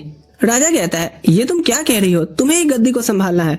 अकीरा कहता है इसे फोर्स नहीं कीजिए, ये अपने फैसले खुद करेगी, और वो राजा को खुलेआम इसके लिए चैलेंज कर देता है। राजा देख लेता है कि अकीरा में वो कला है जो लियाम को हरा सकती है, तो वो अकीरा को मुकाबले की चुनौती देता है और जो जीतेगा वही फैसला करेगा। राजा अपने तरफ से रोज को लड़ने भेजता है और कहता है कि ये मुकाबला होली ट्री के सामने होगा। जाते हुए अमेलिया अकीरा से माफी मांगती है कि उसने उसे परेशानी में डाल दिया, पर अकीरा कहता है कि ये उसका खुद का भी फैसला था। अकीरा पूछता है कि उन्होंने तुम्हें विपत्ति का संतान क्यों बुलाया। अमेलिया बताती है कि पुरानी कथाओं में लिखा है कि अगर जुड़वा बच्चे पैदा हो और उनमें से एक अपने माँ बाप से अलग दिखाई दे तो माना जाता है कि वो आगे आने वाले समय में देश के लिए दुर्भाग्य लेके आएगा। योरू कहता है कि ये कथा तो बहुत पहले ही अंधविश्वास मानी जा चुकी है, इसलिए उसे लगता है कि रोज ने ये सब सिर्फ जलन में कहा होगा। अकीरा कहता है कि हाँ, क्योंकि तुम्हारे बाल इतने सुंदर जो हैं वो उससे जलेगी ही। वो लोग होली ट्री तक पहुंच जाते हैं। अकीरा फैसला करता है कि वो अपनी इनविजिबल पावर नहीं यूज करेगा ताकि सब देख सकें कि वो कैसे जीता, पर अमेलिया उसे चेतावनी देती है कि रोज एल्फो में सबसे तेज तलवारबाज है। अकीरा हैरान होता है कि इतना कुछ होने के बाद भी तुम अपनी बहन की साइड ले रही हो। अमेलिया कहती है कि हम पहले बहुत क्लोज हुआ करते थे और अब भी वो उसे अपनी प्यारी छोटी बहन ही मानती है। मुकाबले की तैयारी होती है और रोज यकीन नहीं कर पा रही थी कि अकीरा अपनी तलवार ही नहीं निकाल रहा। अकीरा उसे टीज करता है कि मैं तुम्हें कहीं गलती से न मार दूं इसलिए तलवार नहीं खींच रहा। राजा कहता है फाइट। रोज बिजली की रफ्तार से हमला करती है, पर अकीरा आसानी से उसकी तलवार से बचकर उसे पीछे धकेल देता है। रोज सोचती है कि अकीरा उसका मजाक उड़ा रहा है, इसलिए वो अपनी तलवार में हवा का जादू भरकर तेज धमाका करते हुए उस पर हमला करती है, पर अकीरा फिर बच निकला था। वो पास आकर के रोज को लंगड़ी मारकर पूछता है क्या अब उसका गुस्सा ठंडा हुआ। वो बताता है कि अमेलिया उसकी कितनी तारीफ करती है और चाहता है कि कोई अगर चीज उसे परेशान कर रही है तो दोनों बहनें बैठकर उस पर बात करें, पर रोज कहती है कि अमेलिया ने उससे सब कुछ छीन लिया। लगातार ये कहते हुए वो हमला कर रही थी, पर तभी उसका कंट्रोल अपने मैजिक पर से ही छूटने लगता है। अकीरा तुरंत योरू से अमेलिया को प्रोटेक्ट करने को कहता है। यहाँ हम एक पास्ट में देखते हैं कि छोटी रोज अमेलिया के सुंदर बालों को एडमायर करती है, पर जब उसे पता चलता है कि अमेलिया का क्लास एक लेजेंडरी स्पिरिट मीडियम है तब सारा अटेंशन अमेलिया को मिलने लगता है। रोज कहने लगती है कि वो सब उसे वापस चाहिए जो उसका था। अमेलिया उसे अब रुक जाने को बोलती है। तभी लियाम अमेलिया को कोई मैजिकल आइटम देता है जिसका इस्तेमाल कर पूरी जगह को वो शुद्ध कर देती है। इससे सारे सैनिक से रोज का जादू हट गया था। रोज समझ लेती है कि अब सब कुछ खत्म हो गया है, इसलिए वो अब अपना अंतिम हमला तैयार करती है। अकीरा देख लेता है कि अगर वो बचने की कोशिश करेगा इससे तो पीछे खड़े लोग मर जाएंगे, इसीलिए वो अपना डार्क मैजिक यूज करता है जो रोज की मैजिक को निगलने लगता है। पर जैसे ही वो जादू रोज को भी लपेटने वाला होता है, अकीरा उसे वापस खींच लेता है और वो उसके शरीर में फिर से समा जाता है। रोज हार मानने से इनकार करती है, पर अकीरा उसका अटैक ब्लॉक कर उसे दूर उड़ा देता है। रोज सोचती है कि अमेलिया और लियाम उसका मजाक उड़ाने आए हैं क्योंकि उन्होंने उसका जादू पल भर में तोड़ दिया, पर अमेलिया कहती है कि लियाम कभी उसके जादू में था ही नहीं। रोज यकीन नहीं करती और रो रो कर कहती है कि ठीक है मैं हार गई, वो चाहे तो कोई भी सजा दे दे। तभी राजा बोल उठता है कि सारी गलती मेरी थी। वो बताता है कि अमेलिया ने उससे कुछ नहीं छीना, बल्कि वो खुद रोज की यादें मिटा करके उसे बचाने की कोशिश कर रहा था। राजा उसकी यादें वापस करता है। यादों में हम देखते हैं कि रोज अपने से तलवारबाज बनने का वादा करती है और डंजन में ट्रेनिंग करने जाती है, जहां उसे एक मिस्टीरियस लड़की ऑर्ब देती है, ये कहते हुए कि ये मॉन्स्टर को खत्म करेगा। वो सोचती है कि मॉन्स्टर्स को हरा के जल्दी ताकत पालूंगी, पर इससे मॉन्स्टर्स और भी ज्यादा हो जाते हैं। रोज भाग करके बाहर निकलती है, पर मॉन्स्टर्स का पीछा कर लेते हैं। वो अपने आप को अब खत्म ही समझती है, पर तभी लियाम और सैनिक आ जाते हैं और एक गॉब्लिन ने लियाम का काम तमाम कर दिया था। राजा बताता है कि लियाम की मौत ने रोज को ऐसा तोड़ दिया कि वो अंधेरे में डूब गई, इसलिए उसकी यादें मिटानी पड़ी। पर अमेलिया ने पुनर्जन्म का जादू बनाया और लियाम बच गया। इसके बाद रोज सबसे अलग होती चली गई, क्योंकि सिर्फ वही सच नहीं जानती थी। राजा मानता है कि ये राज छुपाने से उनके बीच एक दीवार बन गई, इसलिए आज का मुकाबला उसकी हिम्मत वापस लाने के लिए रखा गया था। राजा बताता है कि जब लियाम को फिर से जीवित किया गया तो होली ट्री का एक पत्ता उसके शरीर में समा गया, इसलिए रोज का चार्म मैजिक उस पर काम नहीं करता। राजा यहाँ माफी मांगता है कि अमेलिया को दूर भेजना पड़ गया। रोज रोने लगती है कि उसने सबकी चिंता को दया का भाव समझा और अपनी ही बहन को दुश्मन बना लिया। अमेलिया उसे गले लगाकर कहती है कि तुम हमेशा से एक अच्छी इंसान रही हो, तो बुरा क्यों बनना है। इस तरह दोनों बहनें फिर से मिल जाती हैं। उसके बाद सब लोग भोज करते हैं। अकीरा राजा को याद दिलाता है कि मुकाबला मैंने जीता है, इसलिए अमेलिया अब आजाद है और वो जो चाहे वो कर सकती है। राजा पूछता है, हाँ ठीक है, तो अब तुम कहाँ जाओगे। अकीरा कहता है कि योरू ने उसे बीस्टमैन के देश के बारे में बताया है, जो वेपन्स बनाने के लिए काफी मशहूर है। अमेलिया कहती है, हाँ, और मैं भी अकीरा के साथ ही जाऊंगी, वो जहाँ भी जाए। इधर सुकासा और उसके सारे साथी जहाज पर होते हैं। सुकासा असाही से माफी मांगता है कि वो अकीरा का इंतजार नहीं कर पाया और पता चलता है कि वो सभी बीस्टमैन के देश जा रहे होते हैं अपने अपने वेपन्स को स्ट्रॉन्ग बनाने। रोज इधर कहती है कि अमेलिया तुम कभी भी वापस आ सकती हो। लियाम अकीरा से कहता है अमेलिया का ध्यान रखने, और राजा बताता है कि सैनिक तुम्हें बंदरगाह तक छोड़ देंगे, क्योंकि समंदर के किनारे कुछ लोगों को उठा ले जाने की घटनाएं हो रही हैं। पर अमेलिया कहती है कि चिंता न करे, अकीरा है ना। रास्ते में बढ़ते हुए अकीरा योरू से पूछता है कि तू राजा के सामने इतना चुप क्यों था रे। योरू कहता है, मैं कोई परेशानी पैदा नहीं करना चाहता था मालिक, मेरी सेंसेस अभी भी डीमन लॉर्ड से जुड़ी हुई हैं। हालांकि मैं उसके कैद में अब नहीं हूँ, पर वो तुमसे मिलना जरूर चाहता है। एमेलिया सोचती है कि शायद वो अकीरा से दोस्ती करना चाहता हो। योरू कहता है, हो सकता है, क्योंकि उसे मालिक का दबदबा पसंद है, जिस तरह से इन्होंने डार्क मैजिक को उस फाइट में कंट्रोल किया। अकीरा बताता है कि वो इसलिए कर पाया क्योंकि वो रोज को बचाने के लिए बेचैन था। तभी अचानक उसे किसी की प्रेजेंस फील होती है और वो कैरेज को रोकने को कहता है। वो देखते हैं कि कुछ लुटेरे उनका पीछा कर रहे हैं। सब लोग अपने हाथ बांध ले, वरना इस लड़की को मार दिया जाएगा। उन्हें समझ आ जाता है कि ओ, तो इस तरह की ही किडनैपिंग की बात राजा कर रहे थे। अमेलिया को देख करके उन्हें पता चल जाता है कि ये तो एल्फ्स की राजकुमारी है, इसलिए वो तो खुश हो जाते हैं कि उन्हें तो जैकपॉट लग गया और सोचते हैं कि उनका मालिक ग्राहम इससे बहुत खुश होगा। अकीरा अपने स्किल से उन्हें पल भर में गिरा देता है और बाकी एल्फों को कहता है कि उन्हें बांध दो। जब अमेलिया उस लड़की को आजाद कर रही होती है, एक एल्फ बताता है कि उसने ग्राहम के बारे में सुना है, वो बीस्टमैन देश का एक रॉयल है। अकीरा फिर एल्फों को कहता है कि इन लुटेरों को महल ले जाकर के जेल में डाल दो। फिर वो शिप तक आते हैं और अकीरा कहता है कि उसे और ज्यादा ताकत चाहिए ताकि वो सारन का बदला ले सके। योरू बताता है कि एक पोर्ट सिटी में लेब्रियंथ है जहाँ जाकर के वो अपने स्टैट्स बढ़ा सकते हैं, पर वहां पहुंचने में कुछ दिन लगेंगे, तब तक आराम करो। एमिलिया बहुत खुश होती है क्योंकि पहली बार वो जहाज का सफर कर रही थी, पर उसे बुरा लगता है कि अकीरा सारा वक्त तो किताब में ही पड़ा रहता है। अकीरा कहता है, हे, ये किताब तुम्हारे डैड ने ही दी है। एमिलिया कहती है, तुम बेवकूफ हो जो एक लड़की के साथ खूबसूरत नजारे का लुत्फ न लेके किताबों में लगे हो। कुछ दिनों बाद वो पोर्ट सिटी पहुंच जाते हैं। अकीरा देखकर हैरान होता है कि इंसान यहाँ बीस्टमैन के लिए काम कर रहे हैं। शहर में घूमते वक्त कुछ बीस्टमैन कहते हैं, ये लड़की हमें दे दे। अकीरा मना कर देता है और वो इस बात पर गुस्सा हो जाते हैं कि एक इंसान उनका हुक्म नहीं मान रहा। हमला करने जा रहे होते हैं कि अकीरा डार्क मैजिक चलाकर उनकी आंखें चौंका देता है। वो आसानी से उनके बीच से निकल जाता है बिना किसी को हर्ट किए, क्योंकि वो हंगामा नहीं चाहता था। एमिलिया नोटिस करती है कि सभी बीस्टमैन योरू को देखकर डर रहे हैं। वो पूछती है, ऐसा क्यों है? योरू कहता है, अब क्या कहूँ मोहतरमा, इतना समझ लीजिए कि इस देश में काली बिल्लियों का जलवा है। तभी एक आदमी छुपकर उन्हें देख रहा होता है। शाम को सभी होटल में खाना खाकर आराम करने जाते हैं। अमेलिया चाहती है कि वो अकीरा के पास सोए।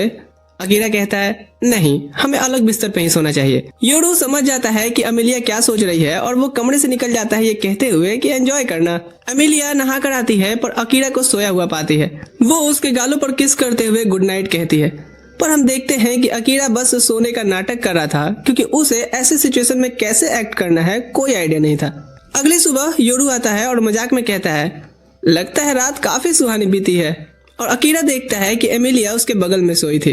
योरू कहता है, चलिए मालिक, पैंट चढ़ाइए और किसी से मिलने के लिए तैयार हो जाइए। तभी एक ब्लैक स्मिथ क्रो उनसे मिलने आता है, जिसे योरू ने रात में ही बुला लिया था। क्रो कहता है, मेरे पास और कोई चारा नहीं था, क्योंकि नाइटमेयर ऑफ एडेलिया ने मुझे जो बुलाया है। योरू कहता है, मैं चाहता हूँ कि मेरे मालिक तुमसे मिले, क्योंकि तुम दुनिया के बेस्ट स्मिथ हो। क्रो अकीरा की तलवार देखकर कहता है कि वो ज्यादा इस्तेमाल होने से खराब हो गई है, पर वो ठीक हो सकती है अगर सही इंग्रेडिएंट्स उसे मिल जाए तो। अकीरा वादा करता है कि वो सारी चीजें ला करके देगा और उसके लिए एसेसियन टूल्स भी बनाने को कहता है, पर क्रो कहता है कि अभी तुम इन हथियारों के लायक नहीं हुए हो, तुम में अनुभव की कमी है। एमेलिया कहती है तुम्हें अकीरा के बारे में कुछ नहीं पता, पर योरू कहता है मैडम जी शांत हो जाओ। क्रो खुद पिछले हीरो पार्टी का मेंबर रह चुका है, इसलिए उसे बहुत एक्सपीरियंस है। क्रो फिर अकीरा को उसके इंग्रेडिएंट का लिस्ट देकर के कहता है कि तलवार उसके पास रहेगी जब तक वो ठीक नहीं कर देता। योरू मानता है कि क्रो थोड़ा रूड है, पर वो इस काम के लिए बिल्कुल सही बंदा है। वो अकीरा से कहता है कि ये इंग्रेडिएंट उसे लेब्रियंथ में मॉन्स्टर्स को मार के मिल जाएगी। अमेलिया निकलते हुए कहती है मुझे क्रो से कुछ बात करनी है। अकीरा योरू को बोलता है उसके साथ जाने और अगर कुछ प्रॉब्लम हुई तो मन की बात से बताए। अमेलिया और योरू को आया देख क्रो पूछता है कि अब उन्हें क्या चाहिए। मुझे पता है पिछली बार हुई डीमन लॉर्ड से फाइट में सिर्फ तुम और हीरो ही बच पाए थे। क्रो कहता है ओह तो तुम यहाँ मुझे बचे होने पे डांटने आई हो क्या? पर अमेलिया कहती है नहीं, वो बेशक ताकतवर योद्धा होगा इसलिए बच पाया। वो क्रो से कहती है कि मुझे लड़ना सिखाए, मैं अकीरा की ताकत बनना चाहती हूँ, बोझ नहीं। पर क्रो कहता है कि वो स्टूडेंट्स अब नहीं बनाता क्योंकि जिसे भी उसने सिखाया वो सब फेल हो गए। अमेलिया वादा करती है कि वो कभी फेल नहीं होगी। वो बताती है कि उसे मजबूत बनना है क्योंकि वो अकीरा के साथ हमेशा रहना चाहती है। क्रो योरू से कहता है नाइटमेयर ऑफ एडेलिया, हमारे बीच ऐसी डील तो नहीं हुई थी। योरू कहता है मुझे उस नाम से मत बुलाओ। क्रो कहता है क्यों नहीं, तुम इसके लायक हो, एक टाइम पे तुमने पूरे बीस्टमैन टाउन को डरा जो दिया था। एमिलिया पूछती है ऐसा क्या कर दिया था तुमने? हम एक 100 साल पुरानी पास्ट देखते हैं। एडिलिया खुशहाल शहर हुआ करता था, पर उन्होंने डीमन लॉर्ड से उलझना चाहा, जिस पर डीमन लॉर्ड वार्निंग के तौर पर योरू को भेजे थे। लेकिन ये पगला आगे तबाही मचाने लगा, जिससे बीस्टमैन उससे लड़ने की कोशिश करते रहे, पर सब नष्ट हो गए थे। उस घटना के बाद से सब ने योरू को नाइटमेयर ऑफ एडिलिया कहना शुरू कर दिया था और इसी वजह से यहाँ के लोग काले बिल्लियों से डरते हैं। प्रेजेंट में अकीरा को सब पता चल जाता है क्योंकि उसका मन योरू से जुड़ा हुआ है। योरू कहता है पर अब मैं बदल गया हूँ, अब मैं अपने नए मालिक के जैसा हूँ। क्रो को इस बात पर यकीन करना थोड़ा मुश्किल लगता है, पर वो कहता है कि उसने कभी योरू से नफरत नहीं की। वो बताता है कि कहानी यहीं समाप्त नहीं होती है। हम देखते हैं उस घटना के बाद क्रो अपनी बहन को श्रद्धांजलि दे रहा होता है। तभी योरू से पहचान लेता है कि वो हीरो पार्टी का मेंबर में से एक है और पूछता है कि क्या वो उससे लड़ना चाहता है। पर क्रो कहता है कि मुझे तुमसे कोई नफरत नहीं है क्योंकि मुझे पता है कि डीमन लॉर्ड तुम पर अपना नियंत्रण कर रहा है और मुझे ये भी पता है कि मेरी बहन को तुमने नहीं मारा। वो बताता है कि जब उसकी बहन एडिलिया में फंसी हुई लोगों को बचाने गई थी तब ग्राहम डर गया था कि योरू उनके पीछे पीछे आकर के हमें भी ना मार दे, इसलिए उसने अपने आदमियों को हुक्म दिया कि सबको मार दो। सीन वापस प्रेजेंट में शिफ्ट होता है और क्रो बताता है कि उसने ग्राहम से बदला इसलिए नहीं लिया क्योंकि मेरी बहन भी नहीं चाहेगी कि मैं इस रास्ते पर चलूं। अमेलिया कहती है मुझे तुम्हारी बहन पे तरस आ रहा है क्योंकि तुम अपनी डरपोकता को अपनी बहन का बहाना दे रहे हो। वो बताती है कि वो भी ऐसी ही थी। अकीरा से मिलने से पहले हमेशा अपने आप को रोकती थी और सोचती थी कि वो सब अपनी बहन के लिए कर रही है, पर अकीरा ने उसे दिखाया कि वो कितनी गलत सोचती थी एक्शन ना लेकर के। उधर अकीरा शहर में लेब्रियंथ ढूंढ रहा होता है, तभी अचानक ढेर सारे मॉन्स्टर शहर पर हमला कर देते हैं जिससे लोग इधर उधर भागने लगे थे। एमिलिया अपनी मैजिक यूज करके मॉन्स्टर्स को कुचल देती है और योरू सिविलियंस को भगा करके सुरक्षित जगह पहुंचाता है। तभी वो आदमी सामने आता है जो उनका पीछा कर रहा था। एमिलिया उसे पहचान लेती है कि ये वही है जिसने रोज को धोखा से वो ऑर्ब दिया था। वो अपना नाम ओडम बताता है और कहता है कि डीमन लॉर्ड ने उसे ऑर्डर दिया है कि तुम्हें जिंदा रखा जाए। फिर वो और भी मॉन्स्टर्स को बुला लेता है ताकि अमेलिया को घेरा जा सके। अकीरा एक मॉन्स्टर को इधर काट डालता है, तब योरू उसे बताता है कि अमेलिया को उठा करके ले जाया गया है। वो कहता है तो तू क्या भजिया तल रहा था? वो तुरंत से उस लेब्रियंथ की ओर निकलता है और रास्ते में आने वाले मॉन्स्टर्स को मारते जा रहा था, पर उनकी तादाद बढ़ते जा रही थी, इसलिए वो योरू को पीछे रहने का हुक्म देता है और अपने शैडो हाउंड मैजिक का यूज करके अपने आसपास के सारे मॉन्स्टर्स को निशाना बनाता है। मैजिक इस्तेमाल करते हुए वो चीख रहा था। उसे एहसास होता है कि पहली बार उसने किसी के लिए इतना गुस्सा महसूस किया है। उसके लिए एमिलिया बहुत कीमती हो चुकी है। वो शैडो मैजिक पूरा एरिया साफ कर देता है और अकीरा भी अपनी सीमा पार कर चुका था और बेहोश होकर के वहीं गिर पड़ा था। योरू उड़ करके उसके पास आता है, पर अकीरा अपने आप रिकवरी मोड में चला गया था और उसकी शैडो मैजिक उसके शरीर को ठीक करने लग जाती है। जब अकीरा होश में आता है, योरू से बताता है कि उसने उसे क्रो के घर ला करके सुलाया है और उसे एक दिन बाद होश आया है। अगर शैडो मैजिक उसे हील नहीं करता तो वो वहीं मर जाता। वो पूछता है कि आखिर ये मैजिक है क्या? अकीरा कहता है कि अभी उससे भी जरूरी कुछ और पता लगाना है। वो तुरंत जानने की कोशिश करता है कि अमेलिया है कहाँ। क्रो कहता है कि एक दिन बीत चुका है और अमेलिया शायद डीमन रियाल में ले जाई जा चुकी होगी। अकीरा कहता है कि मुझे उससे फर्क नहीं पड़ता, मैं उसे ढूंढ निकालूंगा। क्रो उसे शांत करता है और पूछता है कि बिना हथियारों के वो क्या करेगा। फिर वो उसकी हथियार दिखाता है जो उसने ठीक कर दिया था। अकीरा देखकर हैरान होता है कि उसकी तलवार को उसने 2 हिस्सों में कर दिया है क्योंकि इससे हमला करना आसान होता है। क्रो उसे एक अंगूठी भी देता है जो पिछले हीरो ने बनवाई थी। अंगूठी उस चीज की तरफ रास्ता दिखाती है जिसे पहनने वाला ढूंढ रहा है। अकीरा अंगूठी को आजमाता है, तभी रेड बीम निकल करके सामने पॉइंट करती है। योरू कहता है यानी कि वो अभी भी लेबिरिंथ में ही है। अकीरा बिना देरी के भाग पड़ता है। योरू उसे कहता है कि आगे से उसका थोड़ा ध्यान रखना। इधर लेबिरिंथ में ऑरम बताता है कि मॉन्स्टर्स को काबू में करने का मेरे पास जादू है और वही जादू एल्फो पर भी काम करता है। एमिलिया पूछती है कि हम लेबिरिंथ में क्या कर रहे हैं। ऑरम बताता है कि डीमन लॉर्ड के सिपाही 2nd ग्रेड के होते हैं और वो 3rd ग्रेड का है, इसलिए हम यहाँ रुक करके अपने बॉस लोगों का आने का इंतजार करेंगे। इधर अकीरा अंगूठी को फॉलो करता हुआ लेबिरिंथ के गेट तक पहुंच गया था। तभी एक लड़की सामने आ जाती है जिसे अकीरा उस गांव में पहले भी देख चुका होता है। वो कहती है कि वो भी अमेलिया को ढूंढने जाना चाहती है। अकीरा उसका कॉलर पकड़ पूछता है कि उसे कैसे पता चला कि अमेलिया लेबिरिंथ में है। वो बताती है कि मैंने अपनी सेंट ट्रैकिंग स्किल से अमेलिया का पता लगाया। अकीरा पूछता है और वो क्यों? वो अपना परिचय देती है कि मेरा नाम ले है, मैं बीस्टमैन किंगडम की पहली राजकुमारी हूँ। मैंने सुना कि अमेलिया को डीमन लॉर्ड निशाना बना रहा है, इसलिए मैं उसे चेतावनी देने आई थी, पर शायद देर कर दी। अकीरा अपनी वर्ल्ड स्किल का यूज करके पता लगाता है कि वो झूठ नहीं बोल रही। वो उसकी स्पिरिट बैरियर स्किल के बारे में पूछता है और वो हैरान होती है कि अकीरा को इसके बारे में कैसे पता चला। ले बताती है कि आर्म बैरियर एक जगह लगाई जा सकती है, पर उसकी स्पिरिट बैरियर चलती फिरती चीजों पर भी लग सकती है, यहाँ तक कि इंसानों पर भी। वो कसम खा करके कहती है कि वो मदद करेगी और उसे ये भी बताती है कि डीमन लॉर्ड को अमेलिया के पुनर्जन्म का जादू हासिल करना है। यहाँ अब अकीरा को उस पर विश्वास हो जाता है और वो उसे अपने साथ आने देता है। उधर अमेलिया भी समझ गई थी कि आखिर डीमन लॉर्ड उससे क्या चाहता है, पर वो हैरान होती है कि मॉन्स्टर्स तो वैसे भी लगभग अमर ही होते हैं, फिर उसे उसका पुनर्जन्म का जादू क्यों चाहिए। ऑरम कहता है अबे मुझे क्या पता, मैं तो बस ऑर्डर फॉलो कर रहा हूँ। अकीरा लेबिरिंथ की तरफ बढ़ता है और ले से पूछता है कि जब उसे पहली बार रटारियस में देखा था उसने, तो वहाँ क्या कर रही थी। ले बताती है कि वो अपने परिवार को ढूंढ रही थी जिसे एक डार्क स्लाइम ने किडनैप कर लिया था। वो बताती है कि उसे राज परिवार ने गोद लिया, पर उससे पहले वो एक छोटे गांव में रहती थी और एक दिन वहां एक डार्क स्लाइम आया और सबको निगल गया। अकीरा याद करता है कि ये वही चीज है जो अमेलिया के साथ भी हुई थी। ले बताती है कि राज परिवार ने मुझे एज अ प्रोटेक्टर स्किल की वजह से गोद लिया था और राजकुमारी बनने के बाद मैंने अपने गांव के लोगों के गुम होने का कारण ढूंढा और यही चीज मुझे रटारियस एम्पायर तक ले गई। वो बताती है कि सिर्फ उसका गांव ही नहीं बल्कि बहुत सारे इंसान और बीस्टमैन गायब हुए थे क्योंकि उन सब को हीरोज को दूसरी दुनिया से बुलाने के लिए कुर्बान कर दिया गया था और इसीलिए मैं तुम लोगों को पसंद नहीं करती थी। अकीरा बताता है तो अब ऐसे अचानक से क्या हो गया, मैं भी तो उनमें से ही एक हूँ। ले कहती है हाँ, पर अब मुझे पता चल गया है कि इस सब का जिम्मेदार यहाँ का राजा और राजकुमारी थे। अकीरा कहता है मुझे विश्वास नहीं होता कि हमें मॉन्स्टर्स को रोकने के लिए बुलाया गया है। योरू कहता है मुझे भी, क्योंकि मॉन्स्टर्स ने तो 100 साल से कोई हमला ही नहीं किया था। वो लेबिरिंथ पहुंच जाते हैं जहां हर फ्लोर पार करने के लिए उन्हें मॉन्स्टर्स से लड़ना था। अकीरा सोचता है अपना शैडो मैजिक यूज करे, पर योरू कहता है कि मुझे भी कुछ काम कर लेने दो मालिक, बस मुझे इस बात का ख्याल रखना है कि मैं अपना आपा न खोऊं। अकीरा उसे यकीन दिलाता है कि वो उसे कंट्रोल में रखेगा। योरू तुरंत रूप बदल लेता है और मॉन्स्टर्स को कुचलते हुए आगे बढ़ता है। धीरे धीरे वो अपना नियंत्रण खो रहा था, पर अकीरा अपने सबकॉन्शियस माइंड से उसे लगातार बातें कर रहा था। वो पूछता है कि सभी मॉन्स्टर्स और डीमन से नफरत क्यों करते हैं। योरू बताता है कि सिर्फ पहला डीमन किंग ही था जिसने दूसरी प्रजातियों पर भी अपना हक जमाने के लिए उन पर हमला करता था और तभी से सभी मानने लग गए कि डीमंस बुराई का जड़ है। पर इन्हें नहीं पता कि सारे डीमंस वैसे नहीं होते, उनकी भी फैमिली होती है। अकीरा कहता है ये दुख की बात तो है, पर अगर एमिलिया का अपहरण के पीछे डीमन लॉर्ड का ही हाथ है तो फिर उसकी अम्मा बहन पे आ जाऊंगा मैं।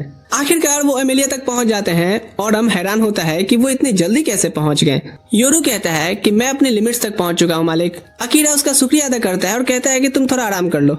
वो लड़ने की तैयारी करता है। ले अमेलिया पर अपनी बैरियर स्पेल लगा देती है। अमेलिया अकीरा से माफी मांगती है कि ये सब उसकी वजह से हो रहा है, पर अकीरा कहता है कि अब अपने को दोष देना बंद करोगे। अकीरा पीछे से ऑरम पर वार करने की कोशिश करता है, पर उसका अटैक काम नहीं करता और ऑरम उसे एक हिट मारता है। अकीरा जितने अटैक्स करता है ऑरम सबसे बच गया था और बार बार उसे हिट करते रहता है। ले को भी यकीन नहीं हो रहा था कि उसका बैरियर स्किल भी वो तोड़ दे रहा है। योरू बताता है कि ऑरम की भाला बहुत गहरी माना से भरी हुई है। ऑरम कहता है चलो सब खत्म करने का टाइम हो गया। पर तभी अकीरा अपना शैडो मैजिक यूज करता है। वो जमीन पर बिखरे हुए अपने ब्लड्स भी वापस एब्जॉर्ब कर लिया था। फिर वो अपने शैडो बीस्ट को बुलाकर ऑरम पर हमला करवाता है। उसका ध्यान जैसे ही भटकने लगता है, अकीरा उसे एक हिट मारता है जिससे वो घुटनों पर गिर पड़ा था। पर इधर अकीरा भी अपने लिमिट्स तक पहुंच चुका था। ऑरम फिर अपनी बांसुरी बजाता है और बहुत सारे मॉन्स्टर्स उस पर हमला करने आ जाते हैं। अकीरा समझ जाता है कि उसकी हालत ऐसी नहीं है कि वो दोबारा से शैडो मैजिक का इस्तेमाल करे। पर तभी ले अपनी सारी मैजिक एक साथ इस्तेमाल करके एक बैरियर कास्ट करती है जो उन मॉन्स्टर्स के हमले को रोकता है और साथ ही पलटकर उन मॉन्स्टर्स को तुरंत मिटा भी दिया था। इधर अमेलिया ऑरम की कमजोरी की वजह से आजाद हो जाती है। ऑरम कहता है कि मुझे खत्म कर दो क्योंकि मैं तुम्हारी गुलामी कभी स्वीकार नहीं करूंगा। पर अकीरा यहाँ पर हेजिटेट करता है। उसके मन में फिर से सारन के वो शब्द घूमने लगते हैं कि किसी को मारने का बोझ बहुत भारी होता है। तभी एक टेलीपोर्टेशन सर्कल चमक उठता है और सेकंड क्लास का डीमन महिरू आकर के खड़ा हो जाता है। योरू अकीरा को चेतावनी देता है कि सीधे महिरू से लड़ना यानी मौत समझो, क्योंकि तुम उसके सामने अभी कुछ भी नहीं हो। महिरू ओरम को आराम करने बोल उठा के दूर फेंक देता है। फिर वो चुटकी बजा ले का बैरियर तोड़ देता है। अकीरा उसे रोकना चाहता है, तभी महिरू कहता है मेरा ले से कुछ नहीं लेना देना। वो अपना कठपुतली जादू चला देता है। अकीरा उसे रोकने की कोशिश करता है पर उसे पता चलता है कि निशाना वो नहीं अमेलिया है। अमेलिया दर्द से चिल्ला उठती है जैसे कि मैजिक उसे हर्ट कर रहा हो। इससे अकीरा का गुस्सा फूट पड़ता है। तभी महिरू कहता है ये मरी नहीं है, पर क्या तुम्हें मुझसे लड़ने का मन कर रहा है? अकीरा समझता है कि वो महिरू का सामना भी नहीं कर सकता, इसलिए उसका भी पूरा फोकस अमेलिया को बचाने पे होना चाहिए। महिरू बताता है कि मुझे इसे किडनैप करना है और सब रास्ते बंद कर देता है। अकीरा को पता है कि वो पूरी ताकत से नहीं लड़ सकता क्योंकि उसने अभी अभी शैडो मैजिक का यूज जो किया था। वो पूछता है कि उसका नाम कांजी में लिखा है क्या, और बताता है कि वो भी जापान में जीत चुका है। अकीरा हैरान होता है कि वो इंसान होके डीमंस के साथ क्यों मिला हुआ है। महिरू उस पे हमला करता है जिसे अकीरा डॉज कर लिया था, पर वो अटैक मुड़कर पीछे से उसे लगता है। अकीरा सामने बढ़ता है पर महिरू उसे पीछे धकेल देता है और भी मैजिकल बॉस उस पर फेंकने लगा था। तो अकीरा थोड़ी बहुत अपनी शैडो मैजिक यूज करके उससे बचता है। महिरू कहता है तुम्हारा मैजिक दिलचस्प है, पर मुझे ये भी पता है कि तुम्हारा माना खत्म हो रहा है। वो कहता है कि मुझे अफसोस रहेगा कि मैं तुम्हें पूरी ताकत से लड़ते नहीं देख पाया। वो फाइनल अटैक करने बढ़ता है। अकीरा समझ जाता है कि अब हालत खराब होने वाली है। तभी योरू कहता है मुझे मिस कर रहे थे क्या मालिक? हाँ, देख क्या रहा है भिकमंगिया, मैं अब डीमन लॉर्ड का गुलाम नहीं हूँ तेरी तरह। वो अकीरा से कहता है कि मेरा बंधन तोड़ दो मालिक, ताकि मैं इसे रोकने के लिए बर्जर्क मोड तक भी जा सकूं। पर अकीरा इस बात से बिल्कुल सहमत नहीं होता और कहता है कि ये बंधन तो प्यार का बंधन है रे पगले। महिरू को कुछ समझ नहीं आ रहा था कि ये क्या बतिया रहे हैं, पर वो कहता है हाँ ये कर लो पहले, क्योंकि शायद तुम्हारी यही आखिरी बातचीत हो। अकीरा योरू से कहता है कि वो साथ लड़ेंगे और महिरू को हराएंगे। तब योरू अपना रूप बदलकर सारन बन जाता है और बताता है कि यही एक रूप है जो महिरू का मुकाबला कर सकता है। पर वो अकीरा को बताता है कि वो ये रूप ज्यादा देर तक नहीं संभाल सकता है, इसलिए उन्हें लड़ाई जल्द ही खत्म करनी होगी। महिरू अपने मैजिकल एरो से हमला करता है तो वो दोनों एक तरफ उछल जाते हैं और योरू एक लाइटनिंग हैमर समन करने लगता है। अकीरा समझ जाता है कि वो उसकी शक्तियां बढ़ा रहा है और उसे लगता है कि हम ये लड़ाई जीत सकते हैं। तभी महिरू एक बहुत बड़ा बैरियर बना देता है और उनके ऊपर लाइटनिंग फॉल कराता है। अकीरा और योरू बचने के लिए दोनों महिरू की तरफ भागते हैं। अकीरा अपने बॉडी को शैडो मैजिक से ढक लेता है और महिरू पर हमला शुरू करता है, पर महिरू मैजिकल स्वॉर्ड से उसे रोक लेता है। अकीरा उसकी रफ्तार नहीं पकड़ पा रहा होता, तब योरू तेज दौड़ कर आता है और दोनों मिलकर महिरू पर हमला करते हैं। अकीरा सोचता है कि अगर सारन जिंदा होता तो इस लड़ाई का मजा दुगना होता, पर अकीरा के अंदर उदासी आ जाती है क्योंकि वो जानता है कि ये कभी नहीं हो सकता। दोनों मिलकर महिरू पर भारी पड़ने लगते हैं और वो एक जोर का चोट खाता है। योरू कहता है कि मेरा रूप बदलने वाला जादू खत्म होने वाला है मालिक। अकीरा कहता है ठीक है, एक आखिरी हिट और हम इसे घुटनों पे ला देंगे। तभी महिरू एक चुटकी बजाता है। अकीरा सोचता है कि शायद उसकी माना खत्म हो गई होगी, इसलिए कुछ नहीं हुआ, पर तभी पीछे से उसके शरीर में एक हमला होता है और वो गिर पड़ा था और ये अमेलिया थी। वो समझ जाता है कि महिरू ने अमेलिया को कंट्रोल करके ये काम करवाया है। होश में आने पे अमेलिया रोते हुए माफी मांगती है। अकीरा कहता है ये तुम्हारी गलती नहीं थी।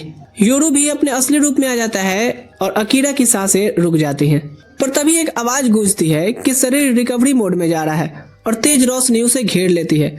महिरू दोबारा उस पर वार करता है पर उसका कोई असर नहीं होता और अकीरा का शरीर तुरंत ठीक भी हो जाता है।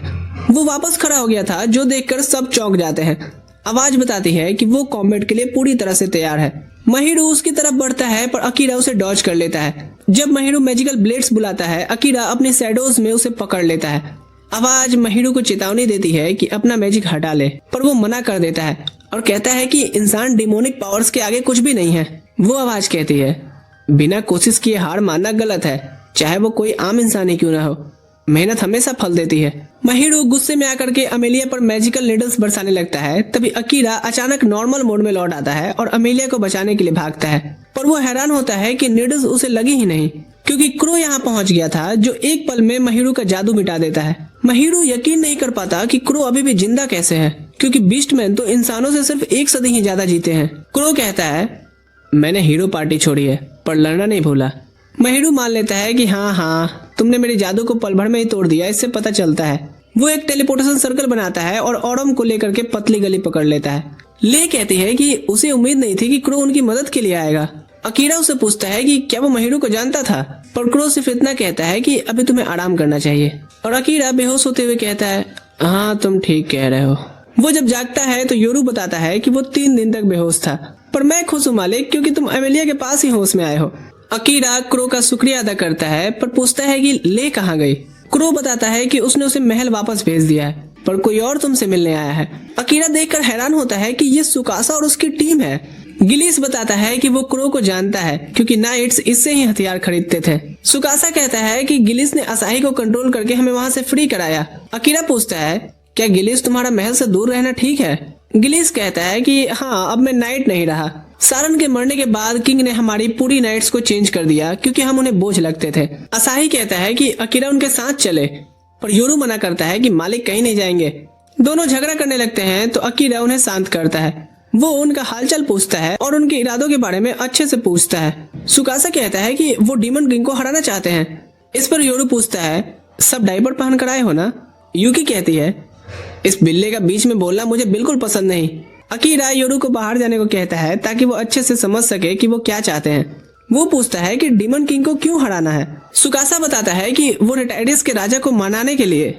वो अकीरा से लीड करने बोलते हैं क्योंकि वो सब में ज्यादा ताकतवर है, पर अकीरा कहता है कि वो राजा इस बारे में कभी बात नहीं करेगा, क्योंकि वो एक घमंडी मतलबी इंसान है, उसने ही सारन को मरवाया है। सुकासा कहता है, हाँ ये बात तो है, ये हम भी मानते हैं, पर ये तो बताओ कि घर वापसी का क्या प्लान है।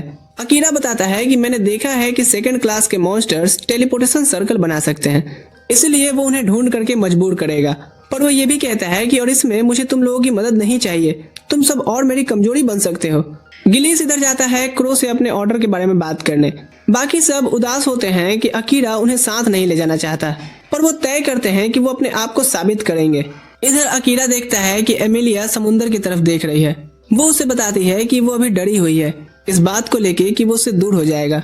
वो माफी मांगती है उसे चोट पहुंचाने के लिए और कहती है कि मुझे अफसोस तो होता है पर खुशी भी है कि उस निशान की वजह से मैं तुम्हें हमेशा याद रहूंगी। हाँ, ये निहायत ही बेकार तरीका है किसी की यादों में रहने का। मैं बहुत बेकार लड़की हूँ। पर अकीरा उसे बताता है कि वो उसके लिए बहुत जरूरी भी है। वो अपनी तलवार निकालता है और समझाता है कि उसके दुनिया में जब लोग शादी करते हैं तो दोनों एक दूसरे की उंगली में रिंग पहनाते हैं। यहाँ वो अपने रिंग फिंगर काट लेता है और उसे अपने दिल की बात बताता है। अमेलिया उसे जोर से गले लगा लेती है और कहती है कि वो भी उससे प्यार करती है। वो चाहती है कि अकीरा सिर्फ उसका ही रहे और कभी उसका साथ न छोड़े, और अकीरा उसके हर विशेष को पूरा करने का वादा करता है। हम वापस सुकासा और उसकी टीम की तरफ बढ़ते हैं, जो सोच रहे होते हैं कि अकीरा को कैसे बताएं कि वो भी उसके बराबर होने की कोशिश कर रहे हैं। तो माया नाम की एक लड़की बताती है कि मैंने सुना है कि पास के गांव में एनुअल फेस्टिवल होता है जिसमें एक ब्यूटी कॉन्टेस्ट भी रखी जाती है, पर जीतने वाली लड़की हमेशा गायब हो जाती है और अफवाह यह है कि उसे ब्लैक मार्केट में बेच दिया जाता है। अच्छा, यहाँ मेरा एक डाउट है राइटर से, फिर लड़कियां हिस्सा ही क्यों लेती हैं ये जानते हुए? कुछ भी। खैर, सब सोचते हैं कि अगर वो उस क्रिमिनल को पकड़ लेते हैं तो शायद अकीरा उन्हें यूजलेस नहीं समझेगा, और साना कहती है कि एक कोशिश तो करना ही चाहिए। वो सब अकीरा और एमिलिया के साथ फेस्टिवल वाले गांव में पहुंच जाते हैं। वो एमिलिया को बताते हैं कि अगर वो कंपटीशन जीत जाए तो उन्हें काफी ज्यादा इनाम मिलेगा, इसलिए वो हिस्सा लेने का फैसला करती है।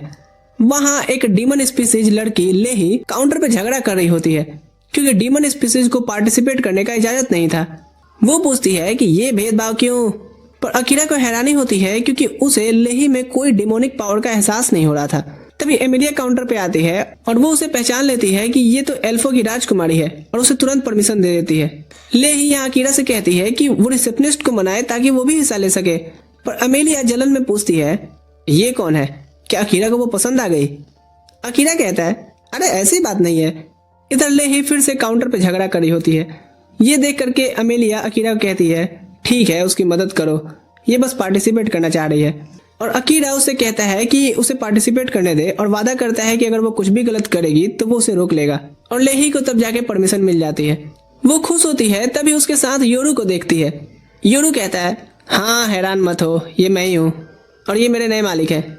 और वो खुशी खुशी सबसे खुद को इंट्रोड्यूस करती है। इसके बाद वो अपने लिए वोट मांगने निकल जाती है। वो एक आदमी को अपना ऑटोग्राफ देती है कि मुझे वोट कीजिएगा, जीतने के बाद मैं सबसे मिलूंगी, ये वादा करती हूँ। अकीरा को यकीन ही नहीं होता कि वो डीमन स्पीसीज की है, क्योंकि ये तो यहाँ सबको एंटरटेन करने में लगी है। योरू कहता है कि वो दूसरे डीमंस जैसी नहीं है। अकीरा कुछ लड़कियों को उसके बारे में बात करते सुनता है, पर जैसे ही वो उनकी तरफ देखता है वो भाग जाती हैं। क्रो उसे बताता है कि हाँ तुम काफी यहाँ मशहूर हो, क्योंकि सबने तुम्हें देखा था जब तुम शहर को बचाने के लिए उन मॉन्स्टर्स से लड़ रहे थे। वो बताता है कि लोग उसे साइलेंट असैसिन का नाम दिए हैं और उसे एक गोल्डन टैग देता है जो एडवेंचरर गिल्ड ने उसे एज अ रिवॉर्ड दिया है। एमिलिया बताती है कि वो सिल्वर रैंक पे है। साथ ही ये भी बताती है कि गोल्डन रैंक पे दुनिया में सिर्फ 3 लोग हैं और रोज उनमें से एक है। सुकासा और असाही भी कहते हैं कि वो भी सिल्वर पर है, लेकिन वो अकीरा को सलाह दे सकते हैं कि एडवेंचरर्स की रोजी रोटी कैसे चलती है। अमेलिया इधर खाने की तरफ भागती है और अकीरा योरू को उसके पीछे भेज देता है, ये कहते हुए कि लफंगो को उससे दूर रखना। योरू दूर से उस पर नजर रखता है और अमेलिया दूसरे कैंडिडेट से बात करने में लगी थी। अकीरा क्रो से पूछता है कि वो उनके साथ फेस्टिवल में क्यों आया, जबकि उसे तो भीड़ भाड़ पसंद नहीं। क्रो बताता है कि उसकी एक छोटी बहन थी, पर वो बदला नहीं लेने गया क्योंकि मुझे लगता है कि अब मैं बूढ़ा हो गया हूँ। अकीरा कहता है, क्या बात करते हो, लड़कियां अब भी तुम पे मरती हैं। क्रो बताता है कि बीस्ट मैन अलग तरीके से बूढ़े होते हैं और ग्राहम को मारना आसान नहीं है क्योंकि उसके पास पूरे समय किराए के टट्टू होते हैं। वो ये भी बताता है कि अमेलिया जब देश में घुसी थी तभी ग्राहम ने उसकी जानकारी मॉन्स्टर्स को बेच दी थी। अकीरा पूछता है कि वो श्योर कैसे है इस बात पे। क्रो कहता है कि जब तुम सोते थे तब मैं ये सब जांच कर चुका था और मैंने लेह की स्टाफ में मैजिकल स्टोन छिपा दिया था, जिससे उसे पता चला कि सब मुसीबत में है। क्रो कहता है कि उसने उनकी जान इसलिए बचाई ताकि वो एक दिन उसका एहसान चुकाएं और अब उसके पास अकीरा के लिए एक काम है। अकीरा हैरान रह जाता है, पर क्रो कहता है कि वो आराम से सोचकर जवाब दे, कोई जल्दबाजी नहीं है। गिलीस आगे बताता है कि हमें जल्दी चलना होगा वरना सीट नहीं मिलेगी।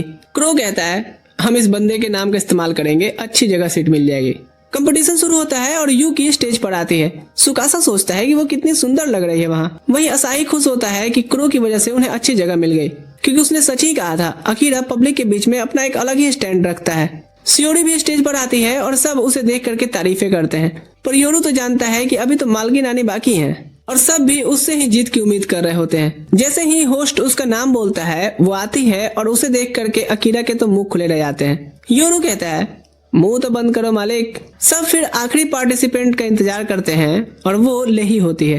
वो स्टेज पर मैजिकल स्टोन रखती है जिससे स्टेज एक डिस्को की तरह लग रहा था। फिर वो अपनी सॉल हटा करके सभी से उसे वोट करने को कहती है। जब काउंटिंग होती है तो पता चलता है कि लेही और एमेलिया दोनों फर्स्ट प्लेस पर टाई कर गए हैं। लेही कहती है, मैंने अपनी पूरी कोशिश की फिर भी अमेलिया को नहीं हरा पाई। अकीरा कहता है, तुम उसकी बराबर तक पहुंची हो, इस पर तुम्हें प्राउड होना चाहिए। वो पूछती है, तो क्या अब तुम मुझे पसंद करने लगोगे? अकीरा कहता है, मेरी नजर तो सिर्फ अमेलिया पर है। इस पर लेही कहती है, मैं अगले साल जरूर जीतूंगी। योरू कहता है कि तुम्हारा डैड से तुम्हारा इतना पॉपुलर होना कहीं बर्दाश्त ना हो। मुझे फर्क नहीं पड़ता, मैं उनसे झगड़ा करके भागी हूँ। अकीरा पूछता है, कौन है इसके डैड? योरू बताता है कि ये डीमन लॉर्ड की बेटी है। जो सुन सबके तोते उड़ जाते हैं। ग्राहम भी दूर से इन्हें देख रहा होता है और कहता है, मुझे कुछ पकने का एहसास हो रहा है। अकीरा लेही का स्टैट सब देखता है और उसे पता चलता है कि ये तो वाकई में बहुत ही भयानक है।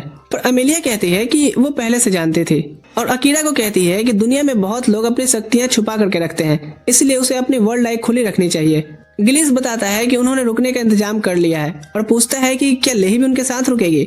लेही कहती है, मैं बाहर टेंट लगा लूंगी क्योंकि मुझे पता है कि इंसान मेरे से डरते हैं। उसी शाम अकीरा सोच रहा होता है कि आखिर अमेलिया को अपना इनाम लेने कल क्यों जाना है, और सुकासा बताता है क्योंकि इनाम समय पर तैयार नहीं हो पाया था।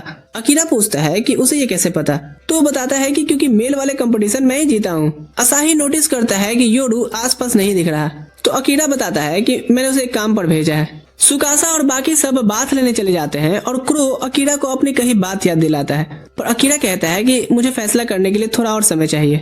अमेलिया तभी उससे कहती है कि तुम्हें आराम करना चाहिए क्योंकि तुम 2 दिन से नहीं सोए हो। फिर वो उसे एक बेड पर पटक करके नींद की मैजिक देती है जिससे वो तुरंत सो गया था। अब आके वो क्रो से पूछती है कि वो अकीरा से किस बारे में बात कर रहा था। वो बताता है कि मैंने बस उससे एक काम का रिक्वेस्ट किया है। अमेलिया कहती है, मैं अकीरा को कोई ऐसा काम करने नहीं दूंगी जिसे वो खुद नहीं करना चाहता। खास करके जो उसकी जान जोखिम में डाले। क्रो समझाता है कि वो उसे मजबूर नहीं कर रहा है, और रही बात जान जोखिम में डालने की, तो वो सिर्फ तुम्हारे लिए ऐसा कर सकता है। अगली सुबह लेही पूछती है अकीरा कहाँ है। अमेलिया बताती है कि वो अभी भी सो रहा है और कहती है कि उसे उठाने की जरूरत नहीं है, सिर्फ इनाम लेने ही तो जाना है। सुकासा को लगता है कि किडनैपर्स उसी प्राइज वाली जगह पर होंगे, इसलिए हमें सावधान रहना चाहिए। वो सब लेही से भी सावधान रहने के लिए कहते हैं क्योंकि उन्हें नहीं पता कि वो क्या सोच रही है। सभी एक एबॉन्डेंट घर में पहुंचते हैं जहां से इनाम मिलना था, पर अचानक से उन्हें कुछ बैंडिट्स घेर लेते हैं और एमिलिया से कहते हैं कि ग्राहम तुमसे मिलना चाहते हैं। एमिलिया समझ जाती है कि ये सब उसी के आदमी हैं। वो इनकार कर देती है साथ जाने से, तो सभी फोर्सली ले जाने की बात करते हैं, पर एमिलिया अपनी ग्रेविटी स्पेल से उन्हें दबा देती है और पूछती है कि अब ग्राहम उससे क्या चाहता है। पहले तो वो झूठ बोलता है कि मुझे नहीं पता, पर एमिलिया जैसे ही 2-4 न्यूटन का फोर्स बढ़ाती है, वो सच बताता है कि जो लड़कियां जीत कर गायब होती हैं उनके पार्ट्स को बेच दिए जाते हैं, और ग्राहम सबको पैसे देकर के चुप करवाता था ताकि अफवाह न फैले। एमिलिया समझ जाती है कि वो भी उसे बेचने ही वाले थे। वो उनका काम तमाम करने पड़ती है, पर लेही आकर के रोक देती है, ये कहते हुए कि आतंकवादियों की भी प्रेम कहानी होती है, इसलिए इन्हें मारना ठीक नहीं है। अकीरा ये सब देख पाता है क्योंकि उसका माना एमिलिया से जुड़ा हुआ है, और वो खुश होता है ये देख करके कि लेही ने एमिलिया के हाथों से खून नहीं होने दिया, क्योंकि वो नहीं चाहता था कि एमिलिया किसी की जान ले। इधर वो गिलिस से क्रो और उसके रिलेशन के बारे में पूछता है। गिलिस बताता है कि क्रो पहले स्टूडेंट्स को ट्रेन किया करता था और उसकी माँ भी उसकी स्टूडेंट्स में से एक थी, पर वो इतनी हार्ड ट्रेनिंग बर्दाश्त नहीं कर पाई और उनका दिमाग पागल हो गया, इसलिए क्रो ने गिलिस को अपना लिया। अकीरा समझ जाता है कि क्रो असल में लोगों का ख्याल रखने वाला बंदा है। गिलिस कहता है कि अगर तुम्हें उसका फेवर लौटाना है तो फैसला तुम्हें जल्दी ही लेना चाहिए, क्योंकि क्रो के पास ज्यादा समय नहीं बचा है। तभी योरू अपनी इन्वेस्टिगेशन से वापस आता है और बताता है कि कॉन्टेस्ट में नजर रखने वाले डिवाइसेस ग्राहम ने लगाए थे। गिलिस पहचान लेता है कि यही डिवाइस तो महल में भी लगा था और कहता है कि ये तो कैमरे जैसा काम करता है ना। अकीरा हैरान होता है कि वो इस टेक्नोलॉजी के बारे में कैसे जानता है। योरू बताता है कि यही नहीं बल्कि कपड़े, खाना और कई चीजें यहाँ के लोग पिछले हीरो पार्टी के लोगों से सीखे थे। थोड़ी देर बाद एमिलिया और सब वापस आ जाते हैं तो अकीरा सबको एक मीटिंग के लिए तुरंत बुलाता है। वो सुकासा और सबसे पूछता है कि क्या उन्हें पता था कि कॉन्टेस्ट का सीधा कनेक्शन ह्यूमन ट्रेड से है। असाही माफी मांगता है कि उन्होंने उसे नहीं बताया और कहता है कि वो बस सिर्फ साबित करना चाहते थे कि वो बेकार नहीं है, पर आखिर में हमने कुछ खास नहीं किया। अकीरा फैसला करता है कि अब से सब काम वो खुद ही संभालेगा, क्योंकि वो नहीं चाहता कि ग्राहम एमिलिया के पीछे आए। क्रो बताता है कि ग्राहम कैपिटल में एक गिल्ड मास्टर की तरह खुद को दिखाता है, उन्हें वहीं जाना चाहिए। असाही मदद करना चाहता है, पर अकीरा कहता है कि तुम्हारी मदद से और दिक्कत ही होगी। क्रो भी कहता है कि अगर अकीरा ये काम करने को तैयार है तो वो उसे रास्ते में गाइड करेगा। अकीरा कहता है ठीक है, तुम्हारे इस फैसले पे मैं थोड़ी देर बाद बात करता हूँ। बाकी सब ये प्लान बनाते हैं कि वो सब डेमन टेरिटरी के किनारे जाकर के रुकेंगे। क्रो एक पुराना सेफ हाउस दिखाता है जिसे उसकी पुरानी हीरो पार्टी इस्तेमाल करती थी। कुछ देर बाद एमिलिया क्रो से बात करने आती है और कहती है कि अकीरा पर अपने रिक्वेस्ट का बोझ डालना बंद करो, मुझे सिखाओ, मैं तुम्हारा वो काम कर दूंगी। क्रो पूछता है कि तुम्हें क्यों सीखना है, क्योंकि मुझे पता है कि उन डीमंस का निशाना मैं हूँ, इसलिए मैं स्ट्रॉन्ग बनना चाहती हूँ ताकि इससे अकीरा को ज्यादा परेशानी ना आए। क्रो पूछता है क्या तुम्हें लगता है कि तुम मेरे हार्ड ट्रेनिंग सेशन झेल पाओगे। इधर गिलिस सबके साथ अकीरा को विदा करता है और उसे एक पोटली दे के कहता है जब तुमने महल छोड़ा था ये पीछे छूट गया था। अकीरा पूछता है कि इसमें क्या है। गिलिस कहता है मुझे नहीं पता, शायद ये सारन ने तुम्हारे लिए तैयार किया होगा, इसे रख लो, काम आएगा। असाही अकीरा से कहता है कि वो अपना ध्यान रखे और वादा करता है कि जब तक वो वापस मिलेंगे तब तक वो और शक्तिशाली बन चुका होगा। फिर सभी उसे बाय बोलते हैं जो एक कैरेज में बैठ आगे बढ़ जाता है। हम देखते हैं कि क्रो की हार्ड ट्रेनिंग सेशन से एमिलिया थकी हुई लग रही थी। क्रो कहता है ये पहली स्टूडेंट है जो लगातार 3 दिन तक टिक पाई है, वैसे मुझे इससे उम्मीद भी थी क्योंकि इसके लिए एक खास रिस्पेक्ट भी है मेरे अंदर। अकीरा पूछता है वो कहना क्या चाहता है। क्रो बताता है कि एमिलिया उस कहानी की जैसी लगती है जिसमें एक लड़की मॉन्स्टर से अकेले निपटती है और साथ ही अपने पुनर्जन्म के मैजिक से अपने नाइट्स को भी जिंदा कर दी थी। अकीरा पूछता है कि जब वो इसकी इतनी रिस्पेक्ट करता था तो शुरुआत में उसने एमिलिया के साथ कठोर व्यवहार क्यों किया। क्रो कहता है मैं शायद इसे एरोगेंट समझता था, पर मुझे लगने लगा कि एमिलिया उतनी बड़े घर वाली या अलग टाइप की नहीं है, बिल्कुल सीधी सादी सी लड़की है। और कुछ दिनों में मुझे पता चल गया कि ये लड़की ठीक वैसे ही है जैसी कहानियों में दिखाई गई है। वो आगे कहता है कि मैंने इसे पहले हीरो का एक ऐसा मंत्र सिखाया जो किसी भी मैजिक को सिर्फ देखकर उल्टा कर दे, पर उसके लिए एक पुरानी भाषा सीखनी पड़ती है जिसमें हर लेटर इतना पावरफुल होता है कि गलत पढ़ने पर दिमाग ही हिल जाए। पर एमिलिया ने अपने ही समझ से एक नया तरीका निकाला और आसानी से सीख लिया। और तुम ये मुश्किल चीज कैसे सीखे थे। क्रो बोलता है भाई मेरे पास तो टाइम ही टाइम था। फिर वो बताता है कि बीस्टमैन की उम्र आम आदमी से 2 गुना होती है, ऊपर से उसकी माँ जब प्रेग्नेंट थी तो वो अजीब अजीब दवाइयाँ खाते थे, इसलिए मेरी उम्र और बढ़ गई। अकीरा कहता है किस्मत हो तो तुम्हारे जैसी। पर क्रो बोलता है कि मैं अब जीने से थक चुका हूँ, पर बहन का बदला लिए मर भी नहीं सकता। अकीरा को लगता है कि क्रो की लाइफ सच में बहुत मुश्किल भरी रही होगी। इधर योरू कैपिटल में इन्वेस्टिगेट कर रहा होता है कि तभी उसके सामने लेही नजर आती है। वो पूछती है अकीरा और एमिलिया कहाँ हैं? मालिक तो कुछ इन्फॉर्मेशन लेने निकले हैं। ये सुनते ही लेही खुश हो जाती है और कहती है अरे मजा आएगा, चलो मैं तुम्हारे साथ मदद करती हूँ इन्फॉर्मेशन निकलवाने में। इधर एमिलिया उठती है और देखती है कि वो उड़ेक के कैपिटल पहुंच गए हैं। मैं रहने की जगह देखने जा रहा हूँ, तब तक तुम सब आराम से घूम फिर लो थोड़ा। अकीरा और एमिलिया डेट जैसी फीलिंग महसूस करते हैं और अकीरा बोलता है कि ये ट्रीट तुम्हारे हर रोज मेहनत करने के लिए है। एमिलिया बोलती है काश हर दिन मेरा ऐसे ही बीते। अकीरा इस पर थोड़ा चुप हो जाता है, जैसे वो कुछ दिल में दबा रखा हो। वो कहती है टेंशन मत लो, मैं स्ट्रांग हो जाऊंगी, फिर तुम्हें मुझे अपने साथ रखने में फिक्र नहीं करनी पड़ेगी। फिर वो फाउंटेन के पास आकर के ले से मिलते हैं। ले खुश हो जाती है उन्हें दोबारा देख करके और उनको पूरा शहर घुमाती है।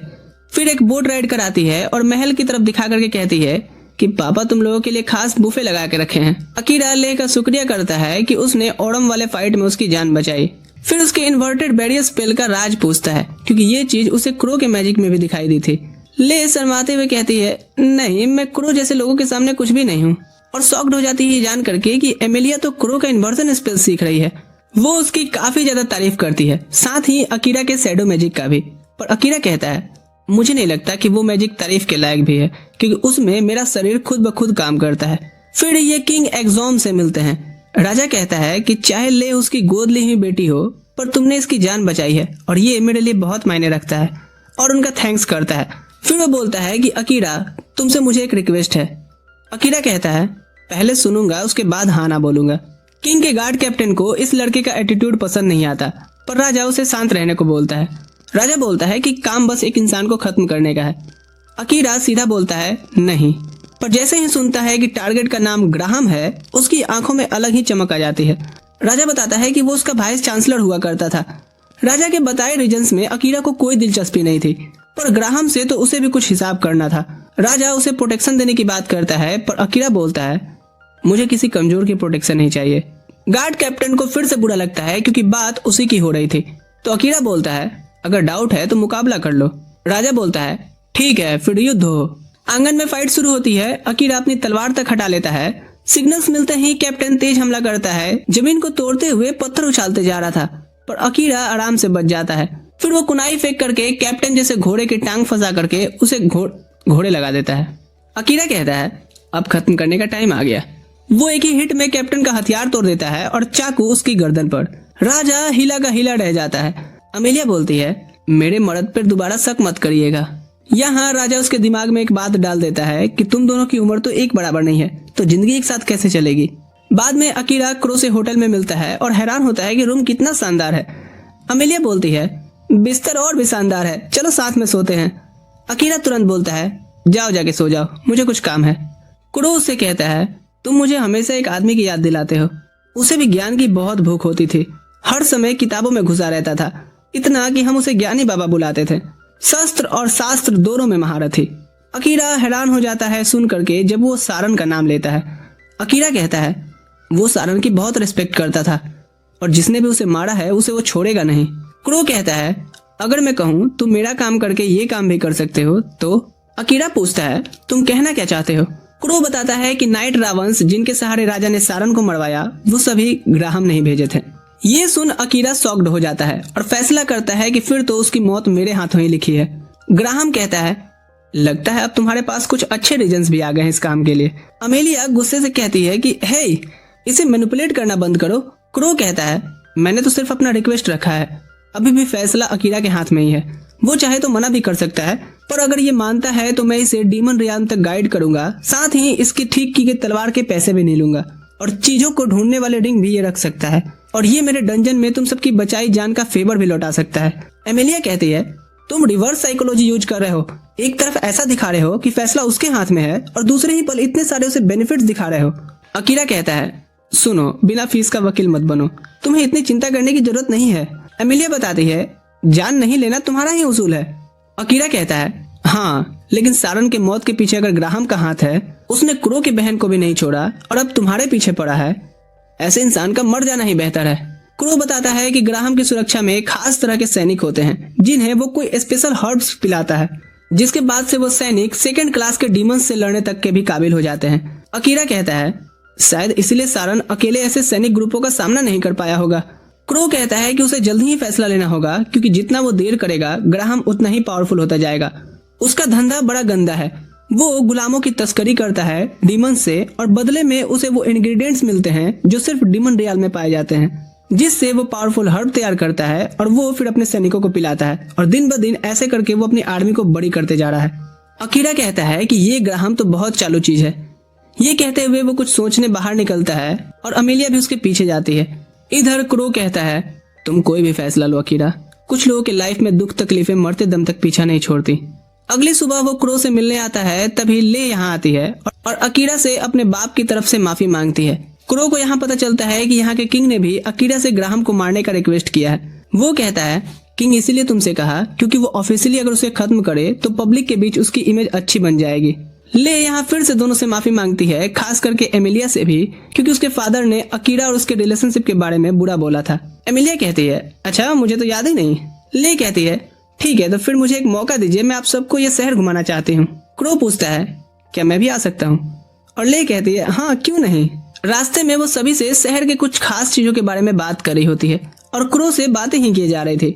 अचानक से एमिलिया रुक कहती है क्या तुम दोनों हमें थोड़ा देर के लिए अकेला छोड़ दोगे, मैं अकीरा के साथ थोड़ी लवी डवी होना चाहती हूँ। क्रो कहता है हाँ ठीक है। उनके जाने के बाद अकीरा पूछता है ये क्या था। एमिलिया कहती है तुम कुछ नहीं समझोगे बुद्धू। ले क्रो को पसंद करती है इसलिए मैं उन्हें थोड़ा करीब ला रही हूँ। अकीरा कहता है सही में, दोनों की एज गैप पता है तुम्हें। एमिलिया कहती है एज तो बस एक नंबर होता है, और हाँ मुझे सही में तुमसे कुछ प्राइवेटली बात करनी थी। वो फिर से उसे क्रो के रिक्वेस्ट पे सोचने को कहती है क्योंकि वो उसके बगैर डीमन रियाल में जाने वाला है। वो उसे याद दिलाती है लेही की बातों का कि कैसे डीमंस की भी बैक स्टोरी होती है, कोई उनका ट्रॉमा होता है, वो भी मरना डिजर्व नहीं करते। वहीं इधर हम लेही को देखते हैं जो योडू के साथ इन्वेस्टिगेशन पे निकली थी।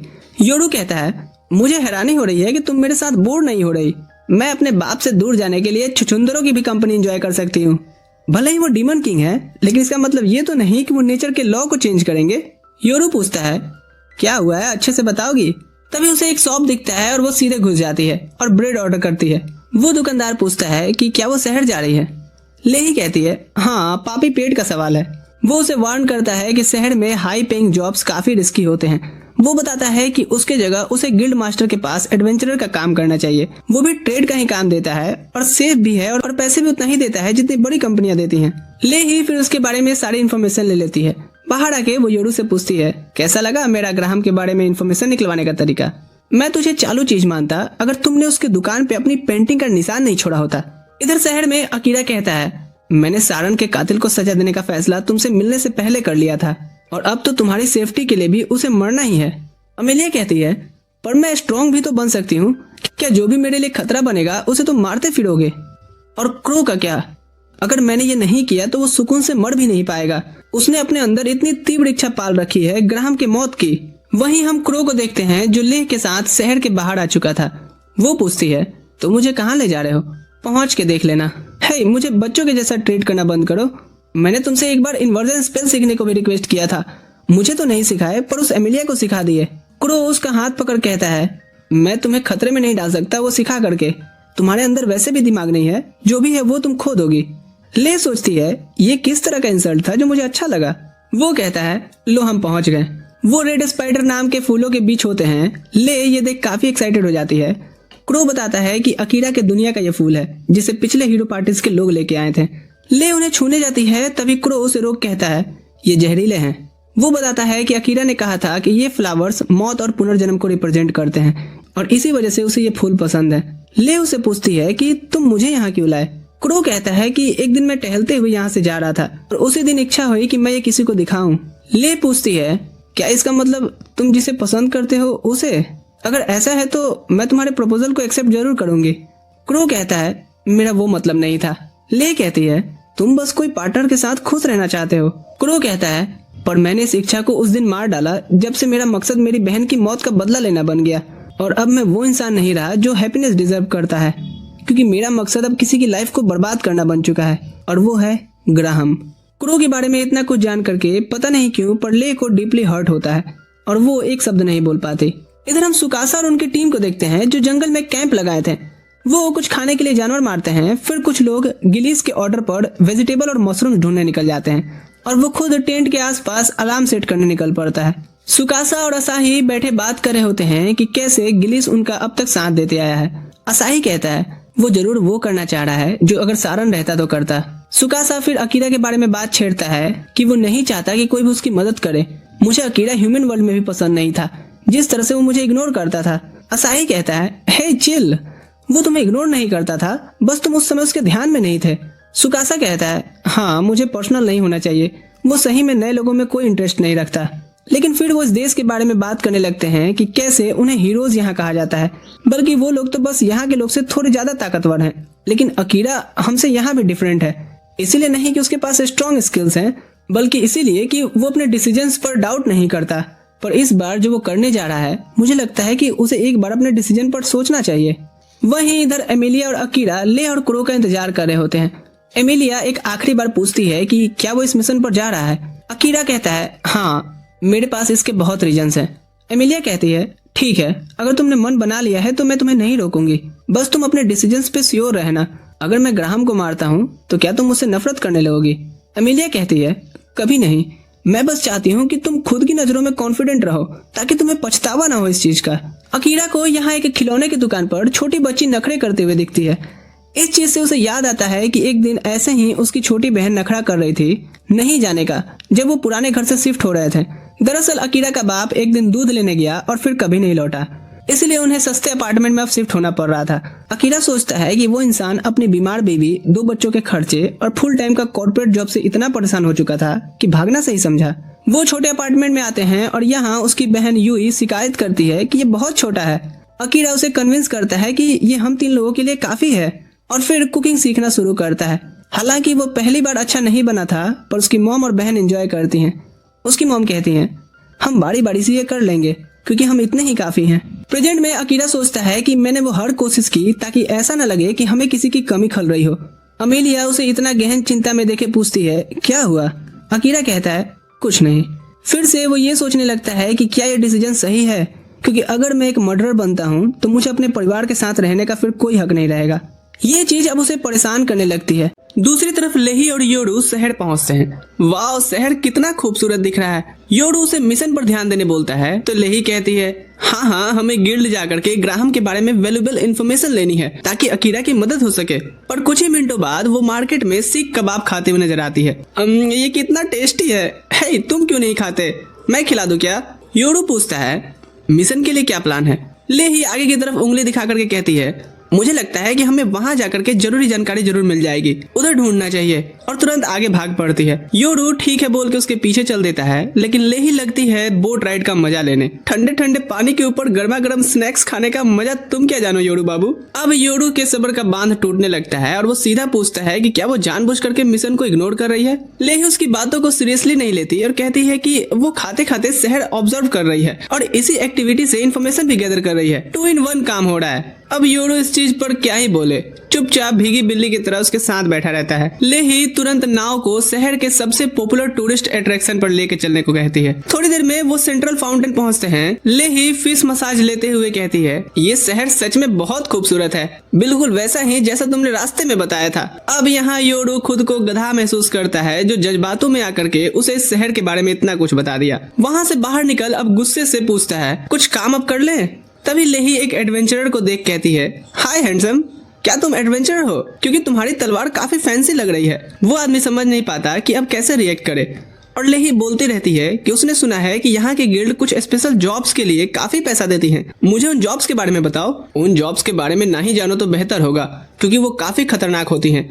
वो क्रिमिनल्स एक्टिविटी होती हैं या फिर डीमंस से डील करना पड़ता है, इसलिए मैं एक लड़की को ज्यादा कुछ नहीं बता सकता। लेही क्रिमिनल एक्टिविटी के बारे में पूछती है और वो कहता है मैंने कहा ना, और वैसे भी खुलेआम इस पर बात नहीं की जा सकती। फिर वो लेही को एक अजीब नजर से देखने लगता है और कहता है कि वो अगर प्राइवेट में बात करे तो शायद वो उसे ज्यादा बता पाएगा। लेही उसे छेड़ते हुए पूछती है कि क्या उसे बड़े अच्छे लगते हैं। जैसे ही वो हाँ कहता है, लेही उसका हैंड शेक कर कहती है मैं तुम्हारे साथ रिलेशनशिप में नहीं आ सकती क्योंकि मैं सबकी आइडल बनने वाली हूँ।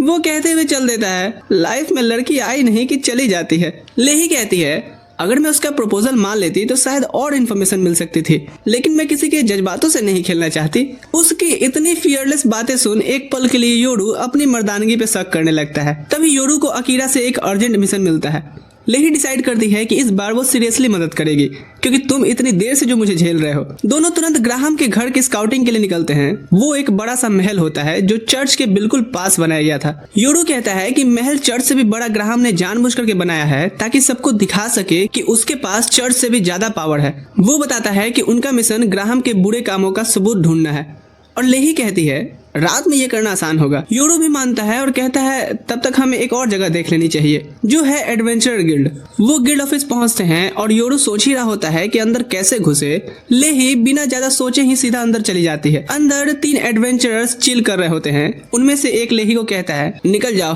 गिल्ड आज बंद है। लेही कैजुअली पूछती है जब गिल्ड बंद है तो वो लोग यहाँ क्या कर रहे हैं। वो जवाब देते हैं कि हम एडवेंचरर्स ग्राहम के गंदे काम करते हैं। पिछवाड़ा होता है क्या। वो फिर से लेही को जाने बोलता है। तभी उसका पार्टनर उठ कहता है रुकना, शायद ये हमें मजा देने आई है। ऐसी बातों पे कोई भी औरत तुम्हें पसंद नहीं करेगी, और बिना मेहनत के ही उसे कुर्सी पर धक्का देकर के बैठा देती है। बाकी एडवेंचरर्स को यकीन नहीं होता, पर जब वो भारी भरकम आदमी कहता है कि लेही ने उसे सच में गिरा दिया, वो लोग उसका जब फटा हुआ आर्मर देखते हैं तो मान जाते हैं कि हाँ बे, लड़की में दम था। लेही वहाँ से निकल जाती है और योरू को कहती है कि उसे समझ आ गया है कि इन्वेस्टिगेशन कैसे करनी है। वो उसे पास की एक गली में ले जाती है जहाँ से पूरी बिल्डिंग दिखती है, और कहती है कि गिल्ड बिल्डिंग की छत को ध्यान से देखो, वहाँ हमें कुछ इन्फॉर्मेशन मिल सकती है। ऊपर के बिल्डिंग में कुछ गैप्स हैं। योरू कहता है पर उन्होंने घर ऐसे क्यों डिजाइन किया है। लेही उसे उठा फेंक कहती है जा पूछ के आ।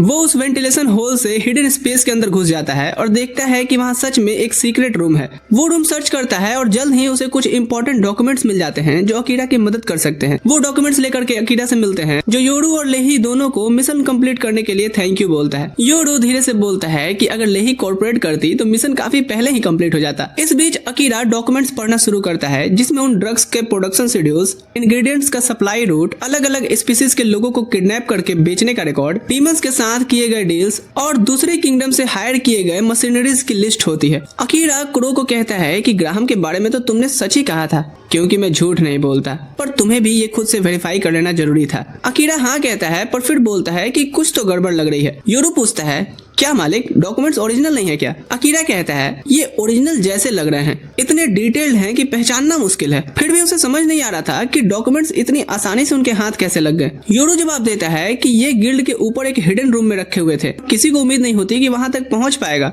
अकीरा इस बात से कन्विंस नहीं होता, और लेही भी कहती है कि ग्राहम इतने इंक्रीमेंटिंग डॉक्यूमेंट्स इतनी इजी जगह पर तो कभी नहीं रखेगा। सब लोग दिमाग खपा रहे होते हैं इस चीज का जवाब ढूंढने के लिए। तभी क्रो कहता है रीजन सिंपल है, ग्राहम खुद चाहता होगा कि ये डॉक्यूमेंट्स चोरी हो जाए, इसलिए उसने इन्हें आसानी से मिलने वाली जगह पर रखा। क्रो की बात बिल्कुल सही लगती है, क्योंकि ग्राहम इधर अपने डार्क ऑफिस में 4 लोगों को बुलाता है। ये चारों वही लोग होते हैं जो डॉक्यूमेंट्स की लोकेशन जानते थे, और उसे शक होता है कि उनमें से ही किसी ने चोरी की है। अकीरा कहता है यानी योरू ने डॉक्यूमेंट्स ग्राहम के गद्दार पता करने से पहले चुरा लिए, तो अब तो ग्राहम का प्लान फेल हो जाना चाहिए। लेकिन क्रो मानता है कि इतना आसान नहीं होगा। उसका मानना है कि ग्राहम इस सिचुएशन को भी अपने फायदे के लिए यूज करेगा और पता लगा ही लेगा। ग्राहम के रूम में चारों आदमी डर के मारे कांप रहे होते हैं और कहते हैं कि हमें कुछ नहीं पता सरदार, हमने आपकी नमक खाई है। ग्राहम उनसे कहता है कि झूठ बोलने की जरूरत नहीं है, क्योंकि मेरे गार्ड्स चोर को पकड़ चुके हैं और अब उसे टॉर्चर भी किया जाएगा जब तक वो किसके लिए काम करता है ये ना बता दे। ये सब सुनकर सब और भी ज्यादा नर्वस हो जाते हैं, लेकिन एक बीस्टमैन बहुत ज्यादा घबराया हुआ लगता है। ग्राहम तुरंत समझ जाता है कि चोर की दाढ़ी में तिनका। वो गार्ड्स को उसे मार देने का ऑर्डर देता है और पल भर में ऑर्डर हाजिर हो जाता है। बाकी 3 लोग देख करके शॉक्ड हो जाते हैं।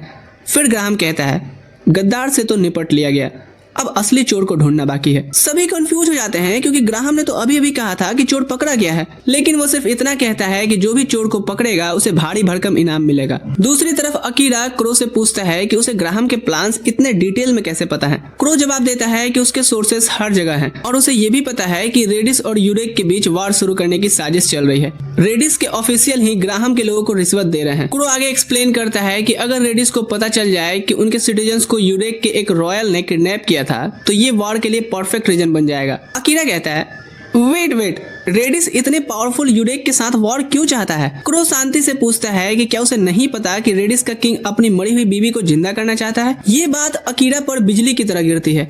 उसे समझ आ जाता है कि सारन ने जब कहा था कि किंग बिल्कुल टूट चुका है और दुनिया के रूल्स तोड़ने के लिए कोई भी कीमत चुकाने के लिए तैयार है, तो उसका इस चीज से ये मतलब था। अकीरा कहता है पर ये पॉसिबल कैसे है, और अमेलिया भी इस बात पर पूरी तरह से श्योर होती है कि उसकी पुनर्जन्म का जादू भी सिर्फ तुरंत मरे हुए लोगों को ही जिंदा कर सकती है। तब क्रो बताता है कि एक रिवाइवल स्पेल होता है जिसका नाम इक्विवेलेंट एक्सचेंज है, जो काफी ज्यादा पावरफुल है। ये स्पेल एक इंसान को जिंदा करने के बदले बहुत सारे लोगों की बलि लेता है, फिर इंसान कब मरा हो फर्क नहीं पड़ता, वो जिंदा हो जाता है। अब अकीरा समझ जाता है कि रेडिस का किंग वॉर शुरू करना चाहता है ताकि एक साथ बहुत लोग मरे। वो गुस्से में भर आता है और उन डॉक्यूमेंट्स को फाड़ देता है। क्रो कहता है कि तुम्हारे ऐसा करने से रेडिस और यूडेक के बीच वॉर सिर्फ थोड़ी दिनों के लिए ही टल सकती है, लेकिन वॉर तो वैसे भी होगी, और जब होगी तो तुम्हारे क्लासमेट्स जो हीरोज के रूप में समन किए गए हैं सामने से वही लड़ते मिलेंगे। अकीरा कहता है कि मुझे अपने क्लासमेट्स की मरने की परवाह नहीं है, लेकिन वो बेकार में मरे ये मैं नहीं चाहता। क्रो कहता है कि अब उनकी किस्मत तुम्हारे हाथों में है। वो रियलाइज करता है कि उसका ग्राहम का मारना एक वॉर को रोक सकता है और अनेक जिंदगियां इससे भी बच सकती हैं। तभी लेही कहती है कि उसके पास भी एक काम की जानकारी है। वो बताती है कि शहर का एक रेस्टोरेंट आज स्पेशल मील ऑफर कर रहा है और पास की बुक स्टोर पर भी 70% डिस्काउंट है। वो कहती है अमेलिया को खाना पसंद है और तुम्हें पढ़ना, इसलिए सोची कि ये तुम दोनों के लिए बेस्ट न्यूज होगा, जिससे कि तुम दोनों एक मस्त डेट पर निकल सको। अमेलिया खुश हो जाती है और अकीरा को थोड़ा फ्रेश होने के लिए डेट पर चलने के लिए मना लेती है। लेकिन जैसे ही वो मार्केट पहुंचते हैं, लेही कहती है उप्स, स्पेशल मील के लिए तो इतनी लंबी लाइन में लगना पड़ेगा और अच्छी बुक्स भी सोल्ड आउट हो सकती हैं। वो सजेस्ट करती है कि सब अलग अलग क्यों न हो जाएं, और अकीरा मान जाता है। वो योरू के साथ बुक स्टोर चला जाता है और जब दोनों बुक्स के बारे में बात कर रहे होते हैं तब एक चोर अकीरा का बैग छीन करके भाग जाता है। अकीरा को तब तक भी पता नहीं चलता जब तक योरू से पॉइंट आउट नहीं करता। फिर वो बैग वापस लेने के लिए चोर का पीछा करता है। जब वो बैग के साथ वापस आता है तो अकीरा से पूछता है कि उसका ध्यान कहाँ है। अकीरा जवाब देता है कि वो अपने थॉट्स की वजह से किसी चीज पर फोकस ही नहीं कर पा रहा। योरू ये समझ जाता है और इसीलिए अकीरा को फाउंटेन के पास ले जाकर के कहता है, सुनिए मालिक, लाइफ बहुत छोटी सी है, तो अपनी परेशानी खुल करके शेयर कीजिए। अकीरा कहता है कि उसे लगता है ग्राहम को मारना सही चीज है और एक एसेसिन होने के नाते वो इस काम के लिए सुटेबल भी है, लेकिन वो किसी की जान लेने के बोझ को हैंडल नहीं कर पा रहा और उसे नहीं पता कि वो ये कर भी पाएगा या नहीं। योरू कहता है कि वो अकीरा की फीलिंग समझ सकता है क्योंकि जान लेना उसे अंदर से एक मॉन्स्टर बना सकता है और बहुत लोगों को मारना इंसान को अंदर से तोड़ भी देता है। मैं नहीं चाहता कि आप मेरे जैसे बने, लेकिन कभी कभी अपनों को बचाने के लिए हथियार तो उठाना ही पड़ता है ना। अकीरा जानता है कि उसे ग्राहम को मारना पड़ेगा, लेकिन फिर भी वो डिसीजन नहीं ले पा रहा और सोचता है कि ये उसकी दोहरी सोच की वजह से है। तब योरू कहता है कि आपने मुझे जिंदगी जीने का दूसरा मौका दिया है। वो डिक्लेयर करता है कि अगर आप ग्राहम को नहीं मार पाते तो मैं ये काम कर देता हूँ। इस पर अकीरा कहता है कि इससे तो मैं और खुद की नजरों में गिर जाऊंगा, इसलिए वो डिसाइड करता है कि पहले ग्राहम को खुद मिल करके देखेगा उसका नेचर कैसा है, फिर डिसाइड करेगा कि उसे मारना है या जिंदा छोड़ना है। और योरू उसकी ये बात सुनकर के खुश हो जाता है। उसके बाद वो एमेलिया और लेही से दोबारा मिलते हैं और गिल्ड बिल्डिंग जाते हैं। एमेलिया सोचती है कि वो स्टाफ से पूछ सकती है कि ग्राहम कब आता है, लेकिन अकीरा के पास उसे बाहर निकालने का दूसरा प्लान होता है। लेही डिसाइड करती है कि वो बाहर ही रहेगी ताकि कोई उसे पहचान न ले। वहाँ उन्हें एक एडवेंचरर मिलता है जो पूछता है कि उन्हें क्या चाहिए क्योंकि गिल्ड तो बंद है। एमेलिया ठंडे टोन में कहती है, मैं फालतू लोगों से बात नहीं करती, गिल्ड मास्टर कब आएगा। राहुल नाम का एक एडवेंचरर उसके एटीट्यूड से नाराज हो जाता है और उससे लड़ने को तैयार हो गया था, लेकिन अकीरा बीच में आकर के बात को आगे बढ़ने से रोक लेता है। तब व्हील चेयर पर बैठी एक रिसेप्शनिस्ट जिसका नाम कायरिया है आती है और राहुल को अकीरा के बारे में बताती है कि ये वही फेमस साइलेंट असेसियन है। अकीरा की असली पहचान जानते ही राहुल तुरंत माफी मांग लेता है और कहता है कि जब उसने अकीरा के शैडो मैजिक से मॉन्स्टर के झुंड को खत्म करने के बारे में सुना तब से वो उसका फैन है, लेकिन सामने से उसे पहचान ही नहीं पाया क्योंकि मुझे नहीं लगा था कि साइलेंट असेसियन इतना सीधा साधा दिखता होगा। वो घुटनों पर गिर करके अकीरा से उसे अपना स्टूडेंट बना लेने की भीख मांगता है। अकीरा कहता है, ये निरूपा राय वाली एक्टिंग मत करो मेरे सामने। तभी ग्राहम अपने गार्ड्स के साथ गिल्ड में एंटर करता है और अकीरा उसे घूर कर देखता है, ये जज करने के लिए कि क्या वो उसके हाथों मरने के लायक है। Graham old Bollywood villain type लगता है जो सबको इग्नोर करते हुए एमेलिया से कहता है कि वो उसे अपने मेंशन में प्राइवेटली कुछ डिस्कस करना चाहता है और चाहता है कि वो उसके साथ चले। अकीरा तुरंत अपनी सीट से उठ जाता है और ये चीज नोटिस करके ग्राहम उस पर एक नजर देखता है और फिर उसे तुरंत यहाँ से भाग जाने को कहता है। राहुल तुरंत बोलता है कि तुझे पता है ये कौन है, लेकिन ग्राहम उसे चुप रहने को कहता है कि मुझे अच्छे से पता है कि ये कौन हो सकता है। उसे टॉन्ट मारता है कि ये उन्हीं हीरो पार्टीज में से है ना जिन्हें डीमन किंग से लड़ करके इस कॉन्टिनेंट के लोगों को बचाने के लिए बुलाया गया है, लेकिन ये तो यहाँ लड़कियों के साथ रंगरलिया मना रहा है। राहुल फिर बोलने की कोशिश करता है लेकिन अकीरा उसे चुप करा देता है और ग्राहम से कहता है वो अपना टाइम कैसे स्पेंड करता है ये सिर्फ उसका पर्सनल मैटर है और किसी को उसमें कोई दिक्कत नहीं आनी चाहिए। ग्राहम हंसी उड़ाता है कि तेरा मेंटोर जिसने सभी को बचाने के लिए अपनी जान भी दे दी वो तो कब्र में भी मुंह छुपा रहा होगा कि इनको बचाने के लिए मैं मरा। छी। ये बात माहौल को अब गर्म करने लगता है। अकीरा पूछता है कि ग्राहम एग्जैक्टली किसकी बात कर रहा है। ग्राहम एकदम से आगे बढ़ कहता है मैं सारन की बात कर रहा हूँ और बोलता है कि वो तो बेचारा कुत्ते की मौत मारा गया, लेकिन सीन काफी इंटरटेनिंग था। वो कहता है कि उसने पैलेस के चारों तरफ कैमरास लगा रखे थे और अगर अकीरा चाहे तो वो कैसे मारा उसकी फुटेज भी दिखा सकता है। ये सुनकर अब अकीरा का गुस्सा भड़क उठता है। वो कहता है कि मैंने बहुत पेशेंस रखा कि तेरे मुंह से कोई अच्छी बात सुनने को मिले, पर तूने अब अपनी जिंदगी की सबसे बड़ी गलती कर दी है। लेकिन ग्राहम तो अपने आप पर बहुत ही ज्यादा कॉन्फिडेंट होता है और अपने गार्ड्स को ऑर्डर देता है कि जो भी रास्ते में आए उसे अटैक करो और प्रिंसेस एमिलिया को बिना नुकसान पहुंचाए पकड़ लो। कायरिया बीच में रोकने की कोशिश करती है कि वो बिना किसी वजह के एडवेंचरर्स को नुकसान नहीं पहुंचा सकते, लेकिन गार्ड्स बिल्कुल परवाह नहीं करते और उल्टा व्हील चेयर पर बैठी बेचारी पर ही अटैक कर देते हैं। अकीरा तुरंत अपने वेपन्स निकाल लेता है और राहुल से कहता है कि कायरिया को किसी सेफ जगह ले जाओ। गार्ड्स तुरंत हमला कर देते हैं लेकिन अकीरा के टक्कर के वो नहीं थे। वो आसानी से उनके अटैक को डॉज करता है लेकिन उसे लगता है कि कुछ तो अलग है, क्योंकि वो जितना स्ट्रॉन्ग उन्हें सोचा था उससे काफी ज्यादा स्ट्रॉन्ग ये लग रहा है। अकीरा पीछे ढकेल दिया जाता है और अपनी कॉन्सिल प्रेजेंस स्किल का यूज करने का फैसला करता है, लेकिन उसके लिए ये भी सरप्राइज होता है कि गार्ड्स थर्मल विजन गॉगल्स जैसी कुछ चीज इस्तेमाल कर रहे हैं जिसकी मदद से वो उसकी मूवमेंट ट्रैक कर ले रहे हैं और लगातार चाकू और तलवार उस पर फेंकते रहते हैं। ग्राहम अकीरा की इस बेचैन हालत पर हंसने लगता है और बोलता है कि पैलेस के चारों तरफ लगे हिडन कैमरास की वजह से उसने अकीरा की एबिलिटीज रीड कर ली है और बिल्कुल सारन के जैसे स्पेशल मैजिकल आईज डेवलप करके अपने गार्ड्स में लगाए हैं। अब अकीरा का उनके खिलाफ कोई चांस नहीं है। अकीरा स्ट्रेटजी बदलता है और क्लोज कॉम्बैट में जाने का सोचता है। जब गार्ड्स भी अपनी छोटी ब्लेड्स निकाल करके उसे डील करने आते हैं, अकीरा अभी भी उनसे ज्यादा फास्ट होता है और आखिरकार उन्हें हिट भी मारता है। लेकिन गार्ड्स के बॉडी के अराउंड एक मैजिकल बैरियर होता है जो डैमेज से बचा लेता है, जिससे अकीरा बुरी सिचुएशन में आ गया था। अपनी क्विक थिंकिंग की वजह से वो अटैक के लाइन से निकल जाता है और आने वाले हमले से बचने के लिए एक गार्ड को शील्ड की तरह यूज करता है। उसे लगता है कि अब वो सेफ है, लेकिन उसकी बड़ी गलती होती है क्योंकि वो गार्ड सीधा आर्मर के थ्रू चाकू घुसा देता है और डैगर अकीरा के अंदर चला गया था। अकीरा समझ जाता है कि ये फाइट उसकी सोच से काफी ज्यादा मुश्किल होने वाली है। वो अपनी शैडो पावर रिलीज करने के बारे में सोचता है, लेकिन वो नहीं चाहता कि इससे अमेलिया की जान खतरे में पड़े। तभी उसके ख्याल टूटते हैं जब अमेलिया अपनी ग्रेविटी स्पेल यूज करके गार्ड्स को जमीन पर गिरा देती है। अकीरा एमिलिया से कहता है कि चलो भागो। जब योरू उन्हें रोक के रखता है, अकीरा एक विंडो तोड़ करके बाहर निकलता है और वो और एमिलिया दोनों तेज भागते हुए बाहर निकल गए थे। एक गली से भागते हुए उन्हें लेही मिल जाती है। वो तुरंत सिचुएशन समझ जाती है और दोनों से कहती है आओ तेन मौज करावा। फिर वो उन्हें उठा करके हवा में ले जाती है और खूबसूरत चांदनी रात में उड़ते हुए निकल जाते हैं। अकीरा लेही का शुक्रिया अदा करता है और कहता है कि अगर वो मदद के लिए नहीं आती तो अभी उसे भी नहीं पता होता कि वहाँ क्या होता।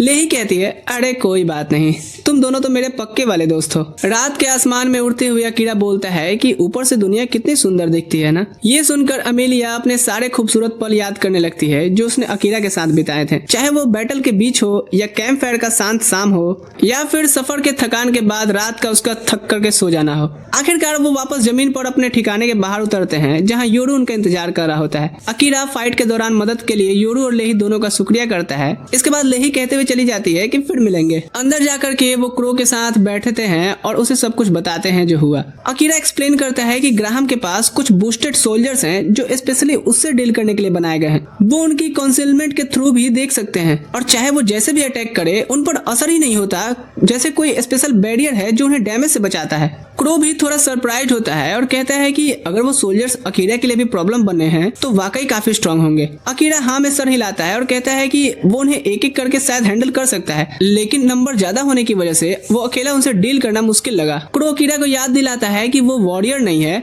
और सीधा हेड ऑन फाइट उसकी स्ट्रेंथ भी नहीं है। एसेसियन होने के नाते उसके पास ग्राहम जैसे लोगों से डील करने के अपने तरीके होने चाहिए। बीच में अमेलिया बोल पड़ती है कि अकीरा ने अभी तक जॉब एक्सेप्ट नहीं की है, लेकिन क्रो कहता है कि अब उनके पास चॉइस भी नहीं है। ग्राहम उस टाइप का आदमी है जो अपनी बात पूरी ना होने पर सब कुछ दांव पर लगा देता है। वो अकीरा को वार्न करता है कि ग्राहम एमिलिया को ढूंढने के लिए अपनी पूरी ताकत के साथ उसके पीछे आएगा। अकीरा थोड़ी देर सोचता है और फिर योरू और एमिलिया से कहता है कि वो सो जाए क्योंकि उसे थोड़ा टाइम अकेले रह करके सोचना है। जब एमिलिया सो जाती है, अकीरा बेड से जागता है क्रो के शब्दों के बारे में सोचते हुए और समझ जाता है कि वो सच कह रहा था।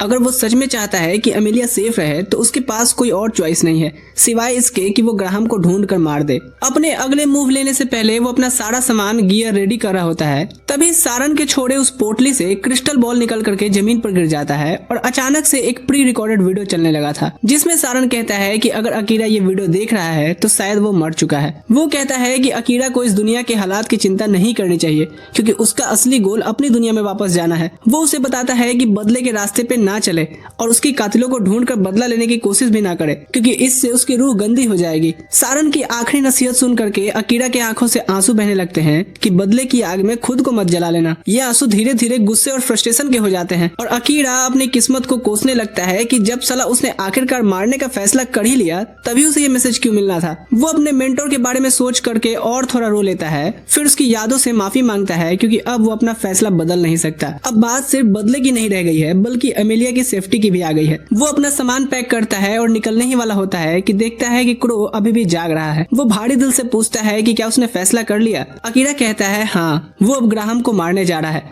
लेकिन जब तक बिल्कुल जरूरी ना हो वो और किसी की जान नहीं लेगा, सिर्फ ग्राहम के पास मौजूद बूस्टेड सोल्जर्स को छोड़ के। क्रो कहता है कि उसने कभी ऐसा एसेसियन नहीं देखा जो मारने से इतना कतराता हो, लेकिन फिर भी उसे गुड लक विश करता है। निकलने से पहले एमिलिया उसे रोक लेती है और कहती है कि वो ना जाए क्योंकि दिल से वो जानती है कि अकीरा किसी को मारना नहीं चाहता। अकीरा बस उससे माफी मांगता है और कहता है कि उसका फैसला फाइनल है और इतना कहकर वो उस ठंड भरी रात में निकल जाता है। झील के पास चलते हुए वो योरू को बैठा हुआ देखता है, लेकिन अकीरा उसे कहता है कि वापस चला जाए क्योंकि वो इस चीज को अकेले हैंडल करना चाहता है। आखिरकार अकीरा उस मेंशन तक पहुंच जाता है जहां ग्राहम रहता है और नोटिस करता है कि कोई और एसेसियन भी काम पर लगा है। वो एसेसियन मेन गेट पर गार्ड्स को मार देता है और अंदर कंपाउंड में घुस जाता है, फिर ग्राहम के बेडरूम में घुसने की तैयारी करता है। अचानक उसे अकीरा की प्रेजेंस महसूस होती है और वो मुड़ कर देखता है। समझ जाता है कि अगर उसे इस किलिंग का पैसा चाहिए तो उसे बेस्ट से टक्कर लेनी पड़ेगी। अकीरा अपने मन में उस एसेसियन से माफी मांगता है क्योंकि अफसोस के साथ वो किसी को अपने रास्ते में नहीं आने दे सकता। वो एसेसियन मुड़ करके फाइट शुरू कर देता है, लेकिन वो जो भी कोशिश करता अकीरा उससे बेहतर फाइटर होता है।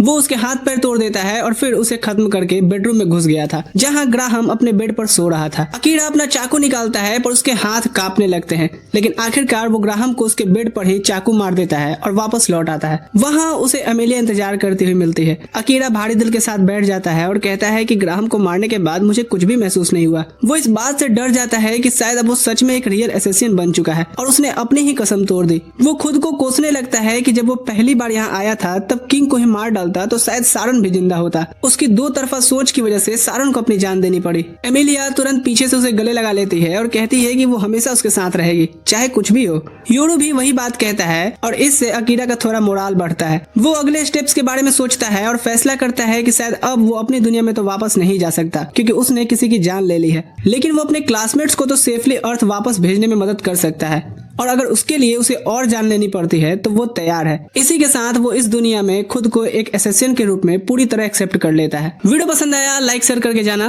बाकी मैं मिलूंगा अगली वीडियो में। ठीक है दोस्तों, अभी के लिए मैं चलता हूँ। Thanks for watching.